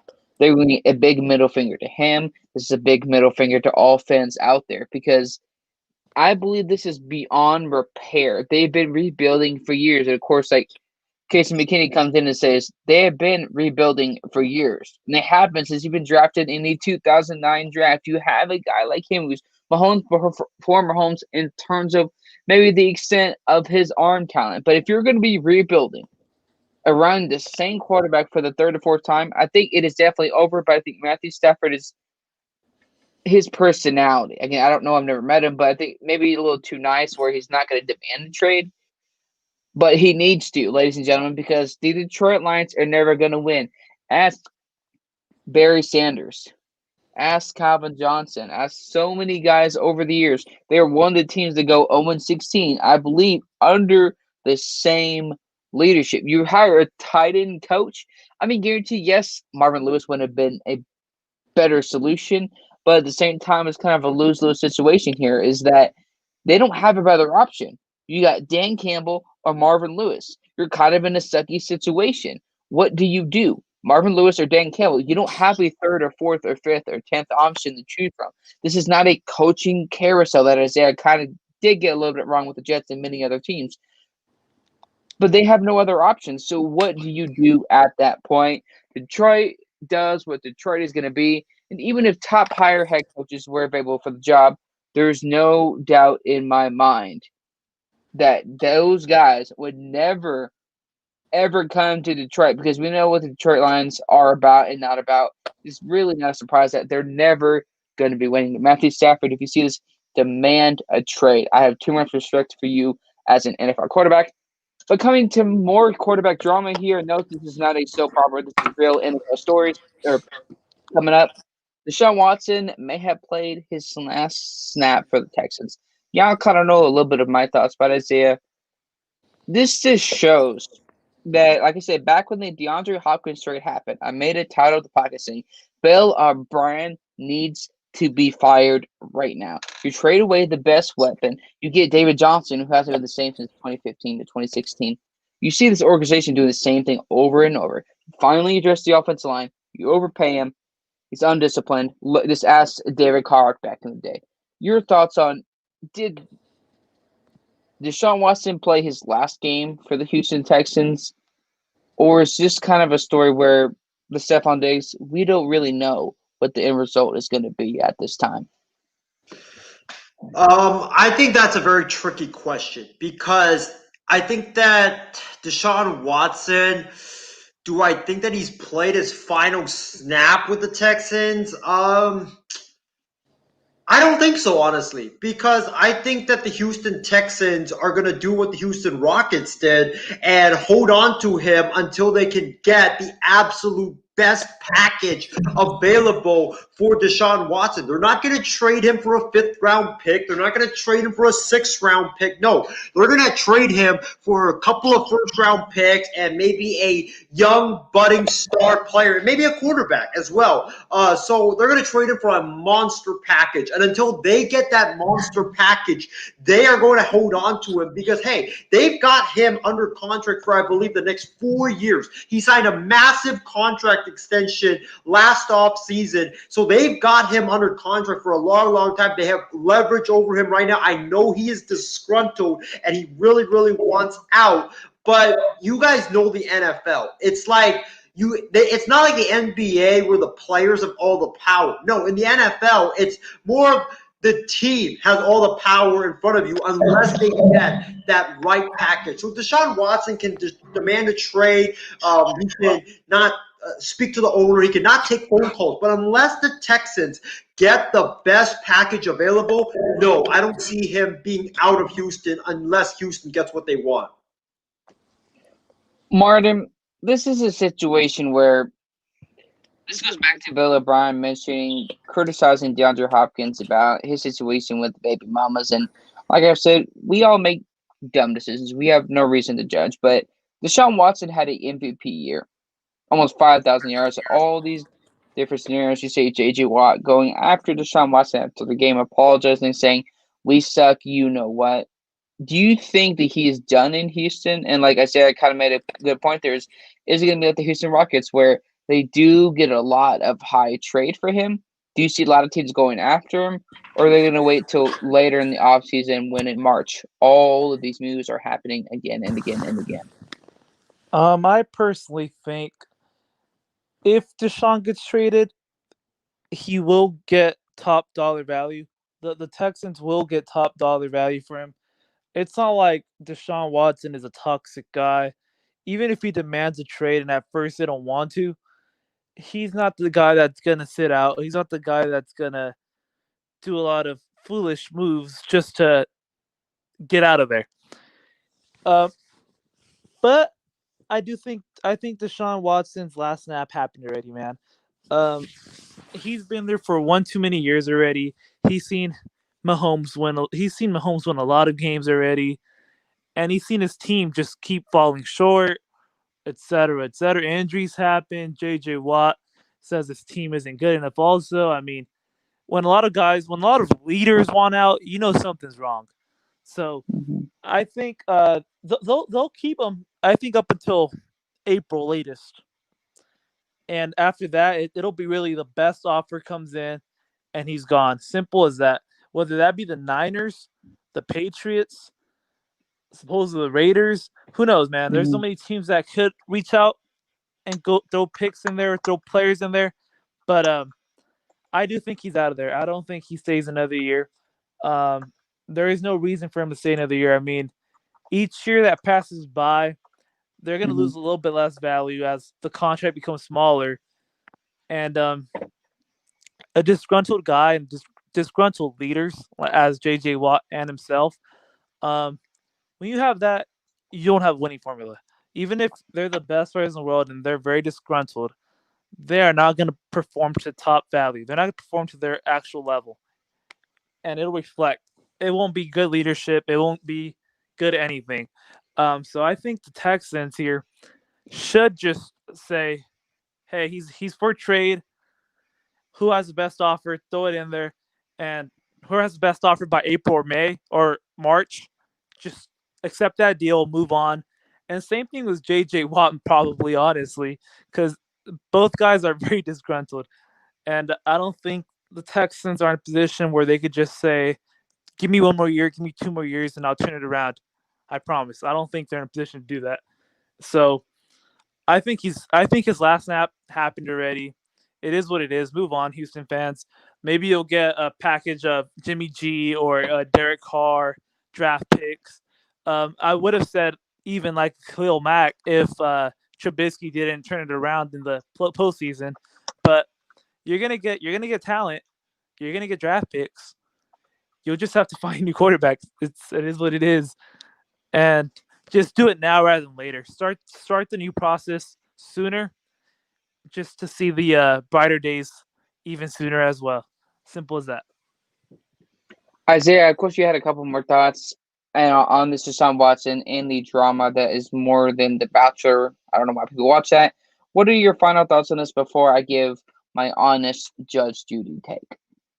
I think that one component of a potential Deshaun Watson trade, I could see Jimmy G being included in a Deshaun Watson trade. Do I think that he's going to be the only piece? No way, because you're obviously going to get a lot for Deshaun Watson. But I could see Jimmy G going to Houston as part of a Deshaun Watson package, because if you look at the Texans' new GM, it's Nick Caserio, who worked in New England for like the past 20 years.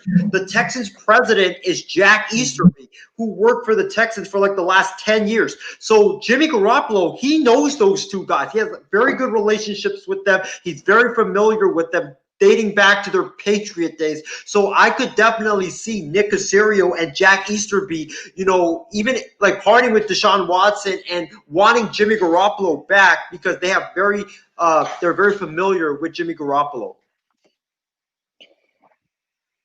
When a marriage is so far past, this marriage of Deshaun Watson and the Houston Texans are like the Georgia Bulldogs, of course, Isaiah. You almost, no, we didn't do it. No, wait, Deshaun Watson was injured his rookie year when he was on an MVP-like pace and did very great against the Seattle Seahawks. And Richard Sherman made a comment, Deshaun Watson, 4,823 yards, 33-7. I mean, if this doesn't truly show how great of a quarterback he is, I don't know how else to convince you. Like, y'all made a good point. Mar made a very good point here before we move on to the last topic, is that it's not like Deshaun Watson is this toxic guy like James Harden, who cares more about, like we said, off air in the group chats and group calls. This guy, look what he did for Houston, especially during the Hurricane stuff back in 2017. We know the chemistry of him and J.J. Watt and Deshaun Watson is just, you're not going to get a lot for J.J. Watt. If you go look back, I wish we had that. When J.J. Watt was talking to the press, we suck.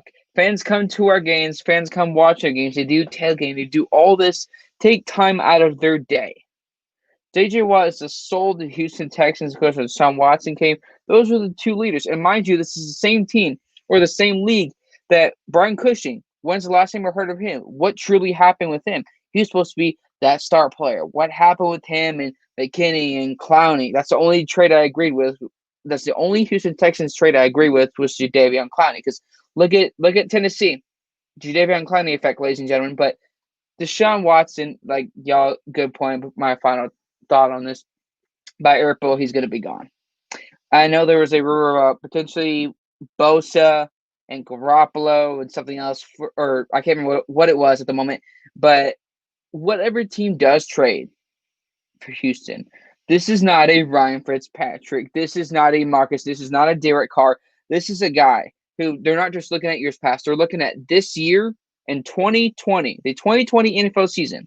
That's where they're going to get the most of their value because hey, look what he did this year with this team, with this offense line, with the weapons and the health not being consistent at all. I feel bad for Houston Texans fans because this is the same team that had Andre Johnson, one of the receivers, who doesn't really go on Twitter much except to do an ad. But this one time he went on Twitter, tweeted to Deshaun Watson. So if he's going out of his way and doesn't usually go on Twitter, what does that show you about the Houston Texans organization? Let's see if we can get a couple of people's thoughts on this one here. Is that, oh, no way, Bosa. Obviously, now this is me blowing smoke, but For the 49ers here, Isaiah, obviously it would be interesting for him to go there. And there's a couple of teams that really have the money. Who do you honestly see going after Deshaun Watson and with their current situations with the draft picks and the amount of money that some of these teams do have? Well, I'm gonna offer up a very, very bold and controversial take right now, but to be honest, I don't see San Francisco going after Deshaun Watson. I really don't, because when you look at Kyle Shanahan and his record, right, when it comes to quarterbacks, look at all of his quarterbacks that they have. He's never worked with a mobile quarterback. Maybe RG, like he had RG3, but he didn't want RG3. RG3 was forced upon him by Dan Snyder, the Redskins owner at that time. So he doesn't like mobile quarterbacks. Kyle Shanahan is a guy that prefers pocket passing quarterbacks. So the guy that I really see for San Francisco being a viable option, or two guys actually being a viable option for San Francisco instead of Deshaun Watson, is Matt Ryan and Matthew Stafford. I think those two guys are more likely options than Deshaun Watson for the 49ers. And also John Lynch and Kyle Shanahan, when you look at their track record, they do not sell the farm for like any player. You know, you've seen what they've done in the past. They always like to keep their draft picks. They like to keep the flexibility for the future. So I really do not see San Francisco going after Deshaun Watson. If they do go after Deshaun Watson and they get him, great. I mean, I would definitely be so jubilant about it, but I really don't see Shanahan and Lynch going after him. But in terms of the teams that I could see going after Deshaun Watson, you know, there's like a lot of teams that's been talked or tossed upon. Benjamin Albright, who is a famous reporter for the Denver Broncos, he recently tossed out the Denver Broncos. I mean, I could see that because, you know, Vic Fangio, let's face it, he's on the hot seat. Vic Fangio needs to win games next season in order to save his job. So will the Denver Broncos' new front office with George Payton and Vic Fangio go out and get Deshaun Watson knowing that Yes! Yes! they know Fangio needs to win? So will they go out and try to go get Deshaun Watson? I mean, maybe. I mean, John will honestly be like very happy if that happens. Yep. But I don't know like how the situation is regarding picks and cap space and all of that stuff. The Jets, I could see that as well because they have a lot of cap space. They have a lot of draft picks, and who knows? They might be able to package Sam Darnold in a potential trade for Deshaun Watson. And you know, honestly, a lot of people have been saying Jacksonville, but I highly doubt it because I think Urban Meyer wants to work with Trevor Lawrence. He's enamored with Trevor Lawrence, and Deshaun Watson would just take up too much of the salary cap. But those are the two teams right now that I could see going after Deshaun Watson. I would throw in one more, and this might be the most controversial of all the teams that I've thrown in. What do you guys think about Seattle? Do you think Seattle would trade Russell Wilson for Deshaun Watson straight up? Too much. It's too much money, though. That's the thing. No, that won't happen. And Mark, kind of finishing up this topic here is the Houston Texans know how explosive Deshaun Watson is. So, of course, they're not going to trade him to a team in their own division. If you had to pick at least one team in the whole NFL, who would you pick Deshaun Watson would be a best fit, not just based on their draft picks, but based on how much money they have currently right now? I would throw in my two teams. One's probably a little bit more a wild card, dark horse, I guess. Would be Washington. They have Alex Smith and a rookie, pretty much.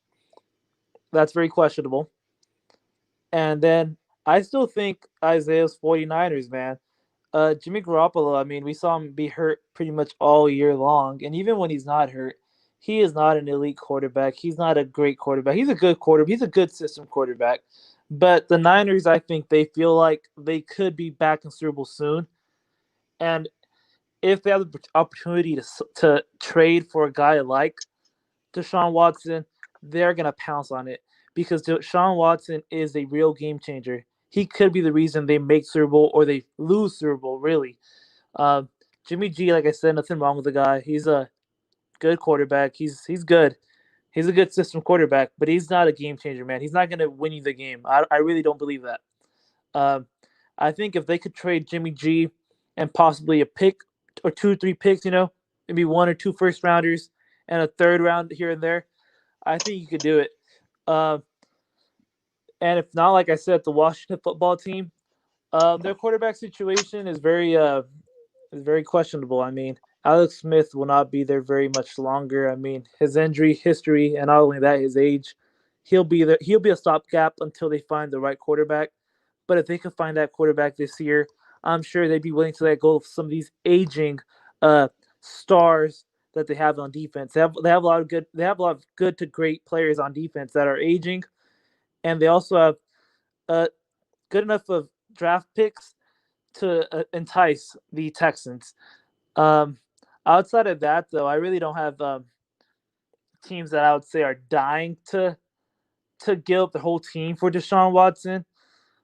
But if I had to make a bet on one team, it'd be the 49ers, man. I really do think that once the opportunity comes, they will try to pounce on Deshaun Watson because the 49er front office truly believes they are Super Bowl contenders.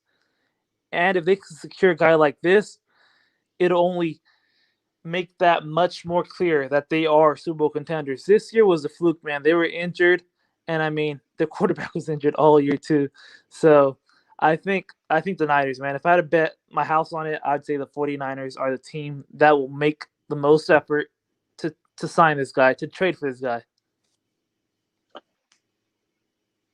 When we talk about long terms of things that we've done very well, we contemplate retirement. We all have these great memories. Drew Brees, ladies and gentlemen, has had a great career. I've been very critical of him, Isaiah and Martin. I've said that many times for the past year. The fact of the matter is that he's a future first ballot Hall of Famer. No matter, he don't care what I have to say. But Isaiah, do you think Drew Brees is going to retire? He's kind of mellowing his thoughts. You kind of see him on the silent or after the game, kind of looking at the fans or whoever was actually there and kind of saying like a farewell. Do you see him retiring, or is just maybe kind of like what happened in 2019?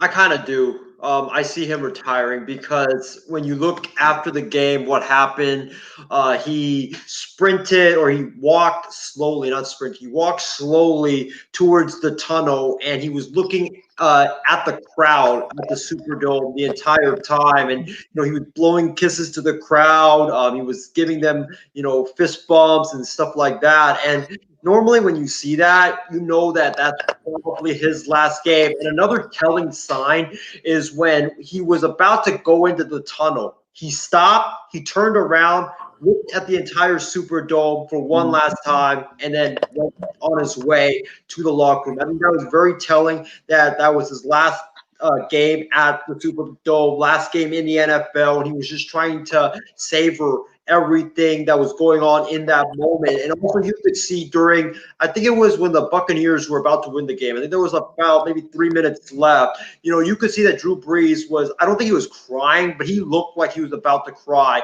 on the sideline. They showed him looking really sad, dejected for the entire game or during that last 3 minutes. And I think that was just really telling as well that he's definitely going to hang it up. And, if he does hang it up, it's been a joy for me to watch him. Obviously, I haven't watched him his entire career because I just started following football starting back in 2007. But from his days with the Saints, he's been amazing. He led them to the playoffs, I believe, almost every year except 2 years. He's been phenomenal. I'm glad that he's going out. Like he won a Super Bowl before he did win a Super Bowl in his career, because it would have been a shame for like a guy like Drew Brees to not win a Super Bowl. That would have been such a shame. But I'm glad he did win one back in 2008. And I wish him nothing but the best. Definitely first ballot Hall of Famer, no doubt about it. And he's going to be great, in his next journey. And I believe that's as a broadcaster, because he signed a deal with NBC, I think, last year when he was contemplating retirement. He signed a deal with NBC he signed a deal with NBC to broadcast Notre Dame games. And I don't know if it starts this upcoming or this next season. But I know that deal will be ready for him whenever he decides to step away from playing in the NFL, and I think he'll be great at it. I don't know if he'll be like Tony Romo, like how Tony Romo is being that great analyst, but I think Drew Brees will do a great job as a broadcaster. But yeah, man, it's been fun to watch Drew Brees, to cover his career, and hopefully that he does a great job at NBC during the Notre Dame games. Martin, the Saints have a huge history back in the day. Of course, you had the hurricane, all the city connecting, coming together, and how you see Drew Brees and being a family man that he is, and winning the Super Bowl back in 2010. How do you feel Drew Brees' career, and do you think that he's a future first ballot Hall of Famer? And where would you rank him, in your opinion, all time in terms of quarterbacks? I think personally, no doubt, he's a future first ballot Hall of Famer. Like, no doubt about it. This guy is a Hall of Famer. I mean, his whole career with the Saints alone merits that. This guy, he never had the height. He didn't have the arm strength, like I said. He's a very small guy playing a position usually ran by these bigger QBs. These QBs with big arm strength. He's not very mobile either. It's not like he had speed with him when he was younger either. This guy's practically an average Joe compared to the other guys. But his whole career, from Super Bowl to even this year, he's been great. He's been great consistently on and off the field. Sure, recently he had a little bit of drama, but I mean, it was very skewed, I think. I think Drew Brees will go down as one of the top 10 to 12 quarterbacks of all time. And I do think he changed the game for a lot of these other quarterbacks that are shorter. Because prior to him, there was not very many short quarterbacks as himself. So he's also a pioneer on it, like to itself, Because let's be real, before him, who else was very short and successful? And not only that, to last 20 years in the league, even after all these injuries early on in your career, early on, Drew Brees couldn't stay healthy to save his life. And he's lasted 20 years. He's 42 now. I think Drew Brees is easily a first ballot Hall of Famer. This guy has led the league in passing, I believe, twice in his career, or 3 times in his career. He's had a myriad amount of touchdowns. So, I mean, Drew Brees is a first ballot Hall of Famer. It's as certain as it comes. And it was just an honor to watch him play. And now it's on to his next endeavor, whatever that is. But like I said, this shouldn't be a question, y'all. This is simple. First ballot Hall of Fame material. Drew Brees is one of the GOATs of quarterbacks. And if you want to talk about heights, he's definitely the greatest, shortest quarterback to ever play. Drew Brees, I have been very critical of you over the years as a quarterback, because I expect greatness, and I've seen greatness from you. He's one of the few quarterbacks from my childhood that I will never forget. Ladies and gentlemen, if you're not really a sports fan, it's hard to really know, like, why are we talking about some of these topics? Does it really matter? It does.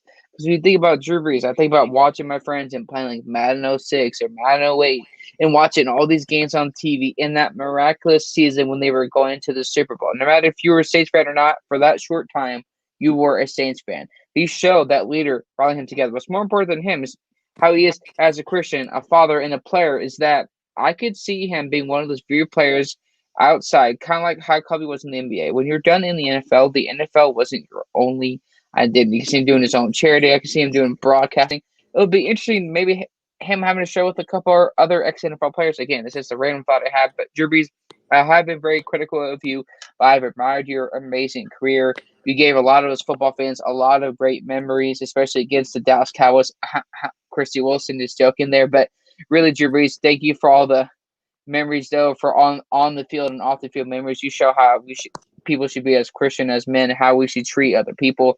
Thank you for all the memories, my man. But whatever you do, I know you're going to kick butt. I know you're going to do the kick butt in whichever you do. But I would love to have the opportunity to talk to you, my man. But without a doubt, ladies and gentlemen, we're going to the bloopers of the week. Get ready. Get your popcorn. It's going to be a good one.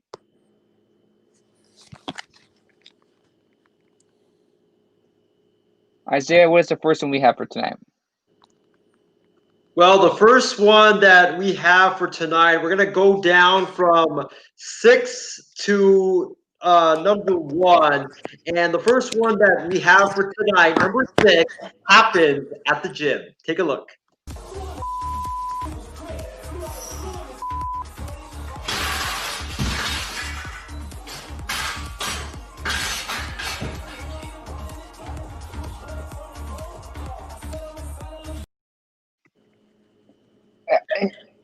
Folks, that could have went wrong multiple different ways. I'm not going to say what I'll say it off there. He could have had to gone to the hospital. But ladies and gentlemen, as you saw that right there, I would love to see y'all's reaction and thoughts of what do you think could have happened, or maybe what could have happened that we maybe shouldn't really talk about unless you're talking with your friends. Again, that one.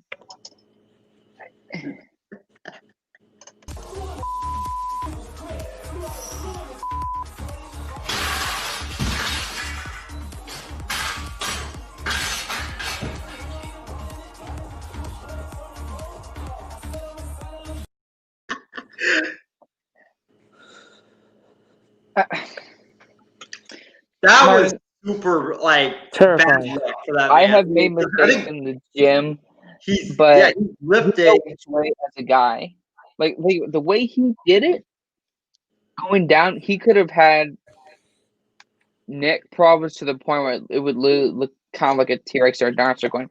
I mean, like we all joke about this, but like medically for the rest of his life, it could have affected his spine and everything. It's like, oh boy.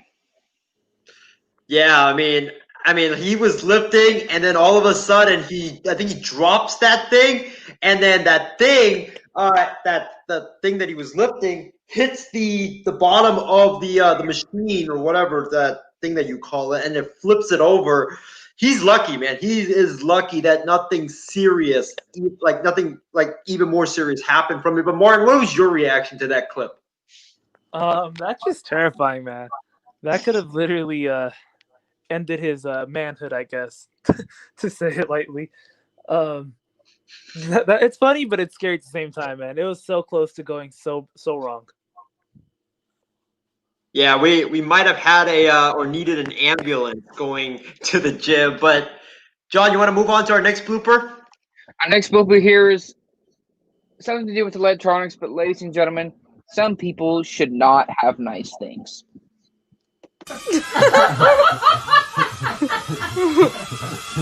Oh, whoa, in the fire. Oh my god! Shut the door, shut the door. When we say we shouldn't have nice things, I've heard that in youth group and kids can be destructive. This is why you don't give your kids expensive things. I don't know how to fly a drone very well. But why in any way, shape, or form, how does it get in the fire? What the fart are you doing? Like, that doesn't make any sense. First of all, that person that said hopefully doesn't go into the fire, you have officially supplanted me as the official jinx of the MI6 Sports No, Network. you're still there. Nope. They're not a part of the MI6 Sports Network. You are.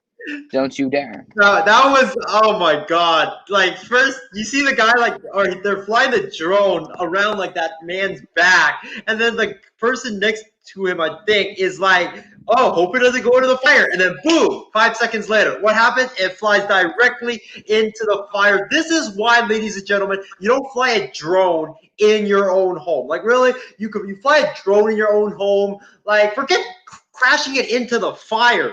You could have crashed it into your TV. You could have crashed it into your laptop. You could have broken a window with that. So that's why, big lesson here, never fly a drone inside the house. But Martin, what was your thoughts on it? My thoughts are leave the drone flying to the professionals, man. Come on. Wasting your money, dude. Come on now. Man. Ladies and gentlemen, we've all made mistakes. But this next one, literally makes you want to facepalm.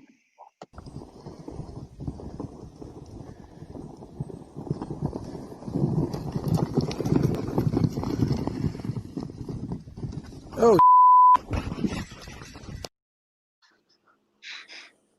Poor kid. That's not- That's what I'm gonna say. That sounds like something Isaiah would do if he visited up in Texas and he got bored and had too many virgin pina coladas or something. But man, we all like to have fun and do dumb things like I've done. I don't know what to say. This is so stupid. What I'm gonna say is this.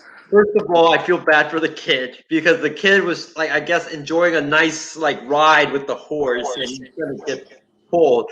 John, I don't live in Texas, so I don't live in that part. I don't live in that part of the country. I don't ride horses, bro.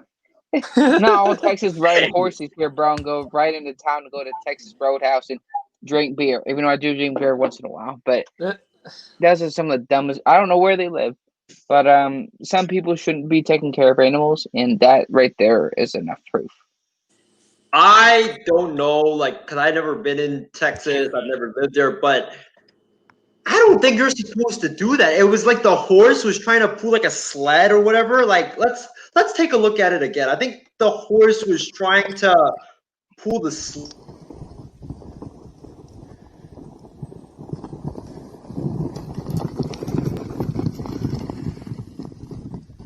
oh,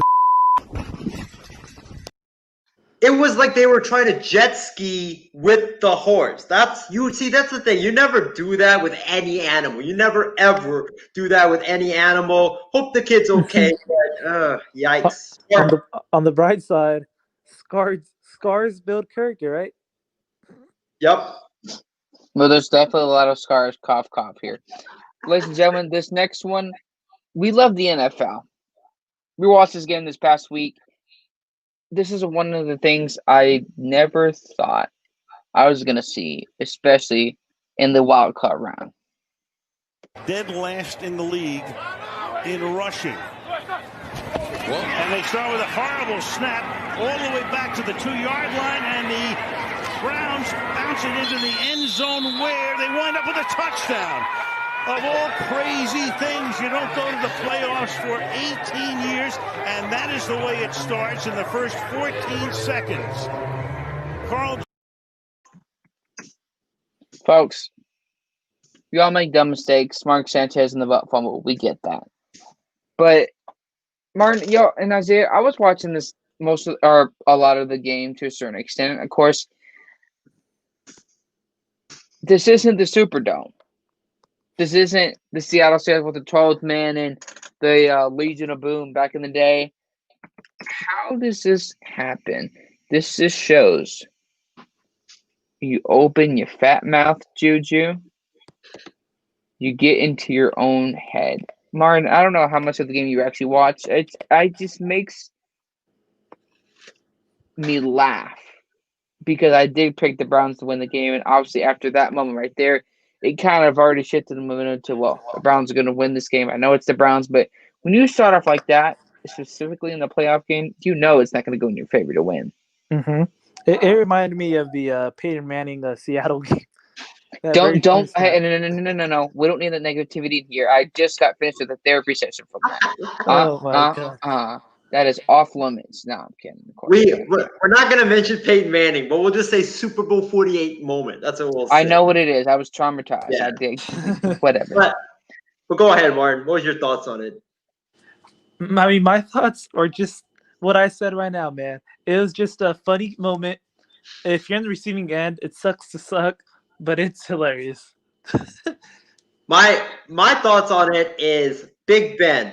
Why did you not fall on that football? I mean, I think the football goes at the 1, and Big Ben tries to fall on it and fumbles it into the end zone, which cost the Steelers a touchdown. So I think that if Big Ben had properly secured that football, I don't know if it would have been a safety, but it would have been really close to the goal line. But still, it would have been like 2nd and forever instead of a touchdown for the Cleveland Browns that basically changed the course of the game for the Pittsburgh Steelers.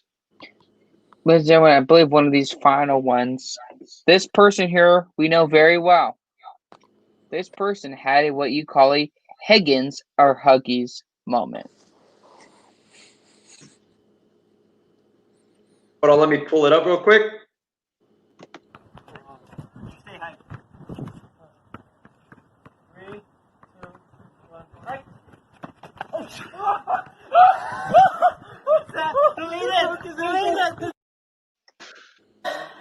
What? Oh my God, you had it! Isaiah, was that you? Should we see it again? You're fine.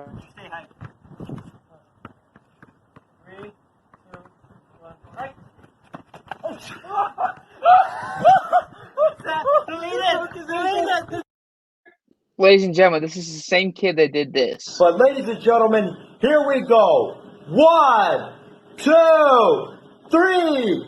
Ah! And of course, the famous song before we get our thoughts. Isaiah loses again. Isaiah loses again. Isaiah, when was this? Because I would have loved it been there. Put it up on YouTube.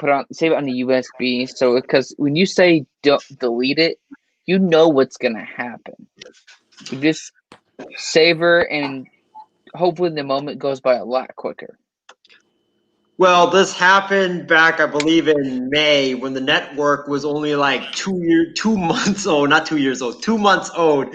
But listen, I know that we couldn't find that many bloopers tonight, so I just added that one in there. But I know I shouldn't have, because now John and Callan, if he's watching, they are never, ever, ever going to let me hear the end of that video. They're going to keep playing it on the air, especially whenever Callan comes back.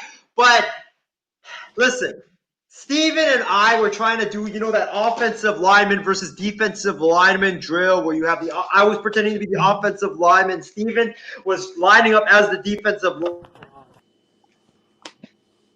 And I was trying to block him. Like, go ahead, play that video. Oh, what's that? Do we have that video? Yeah. You want to play it again? Really? Yeah, play it again. I'm going to show the...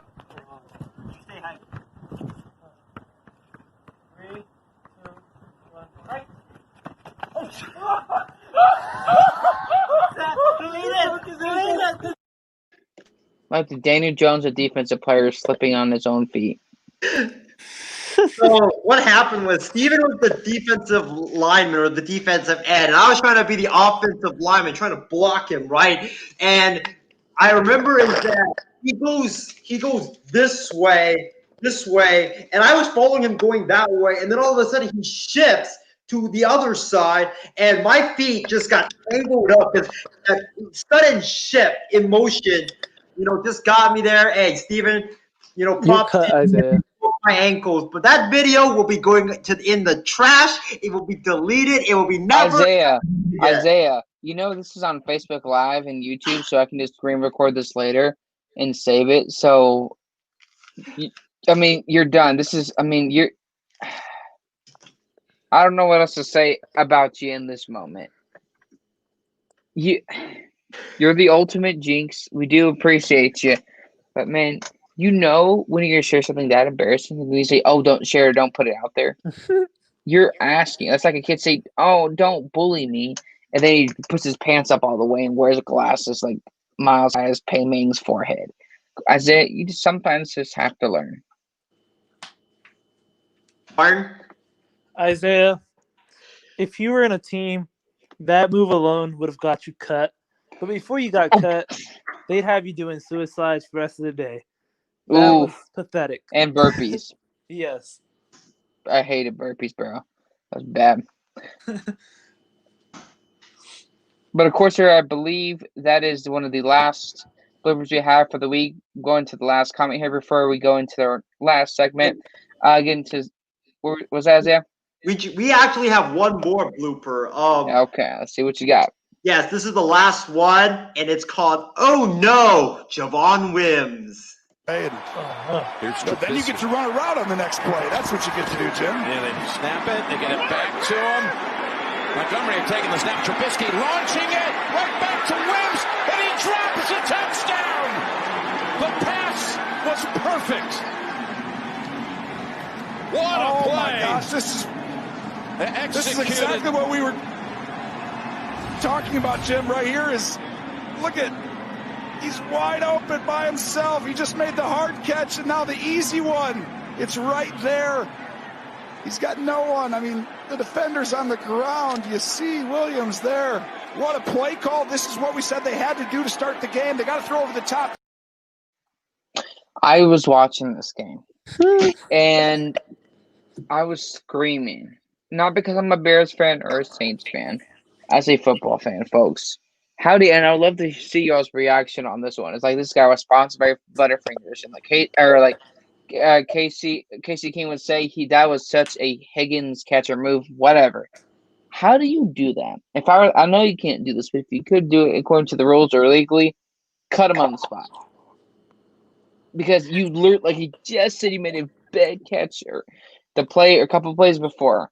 And to potentially change the surface of the game, maybe the Saints get eliminated in the wild card round, you drop it, you get sponsored by Ashley Furniture's Home Store, and you are now a co-sponsor of Butterfingers.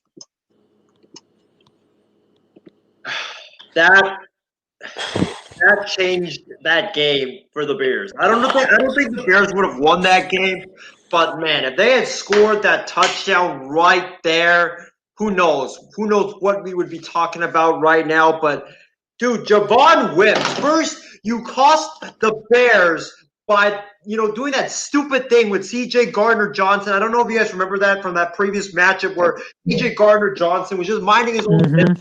Javon Wims comes in and sucker punches him a couple of times, gets thrown out of the game. And then now, really, on a design play, one of very few design plays by Matt Nagy and that offensive staff, one of the very few design plays. You're wide open. You have the ball right in your hands. Mitch Trubisky puts it right on the money, and you drop the football. I mean, all you had to do was this. Your arms are secure. You go like this and hold on with your fingers.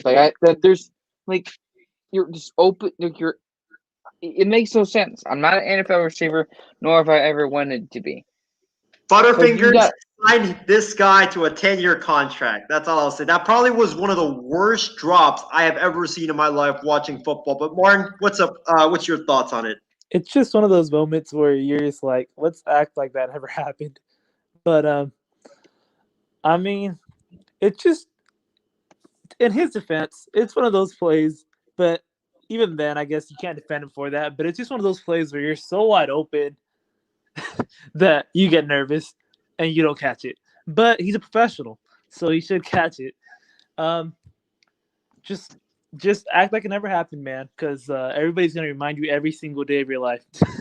But, of course, this is what happens when you get all cocky. We've seen fights in the past with Josh Norman and Odell Beckham Jr. People do remember those good old days. But, of course, ladies and gentlemen, this is the new Prevent Night Shift, episode 38. I'm the host for tonight, John Allcorn. We got Isaiah Leung and Marin Garcia. Before we go, let's go into our tonight's final thoughts.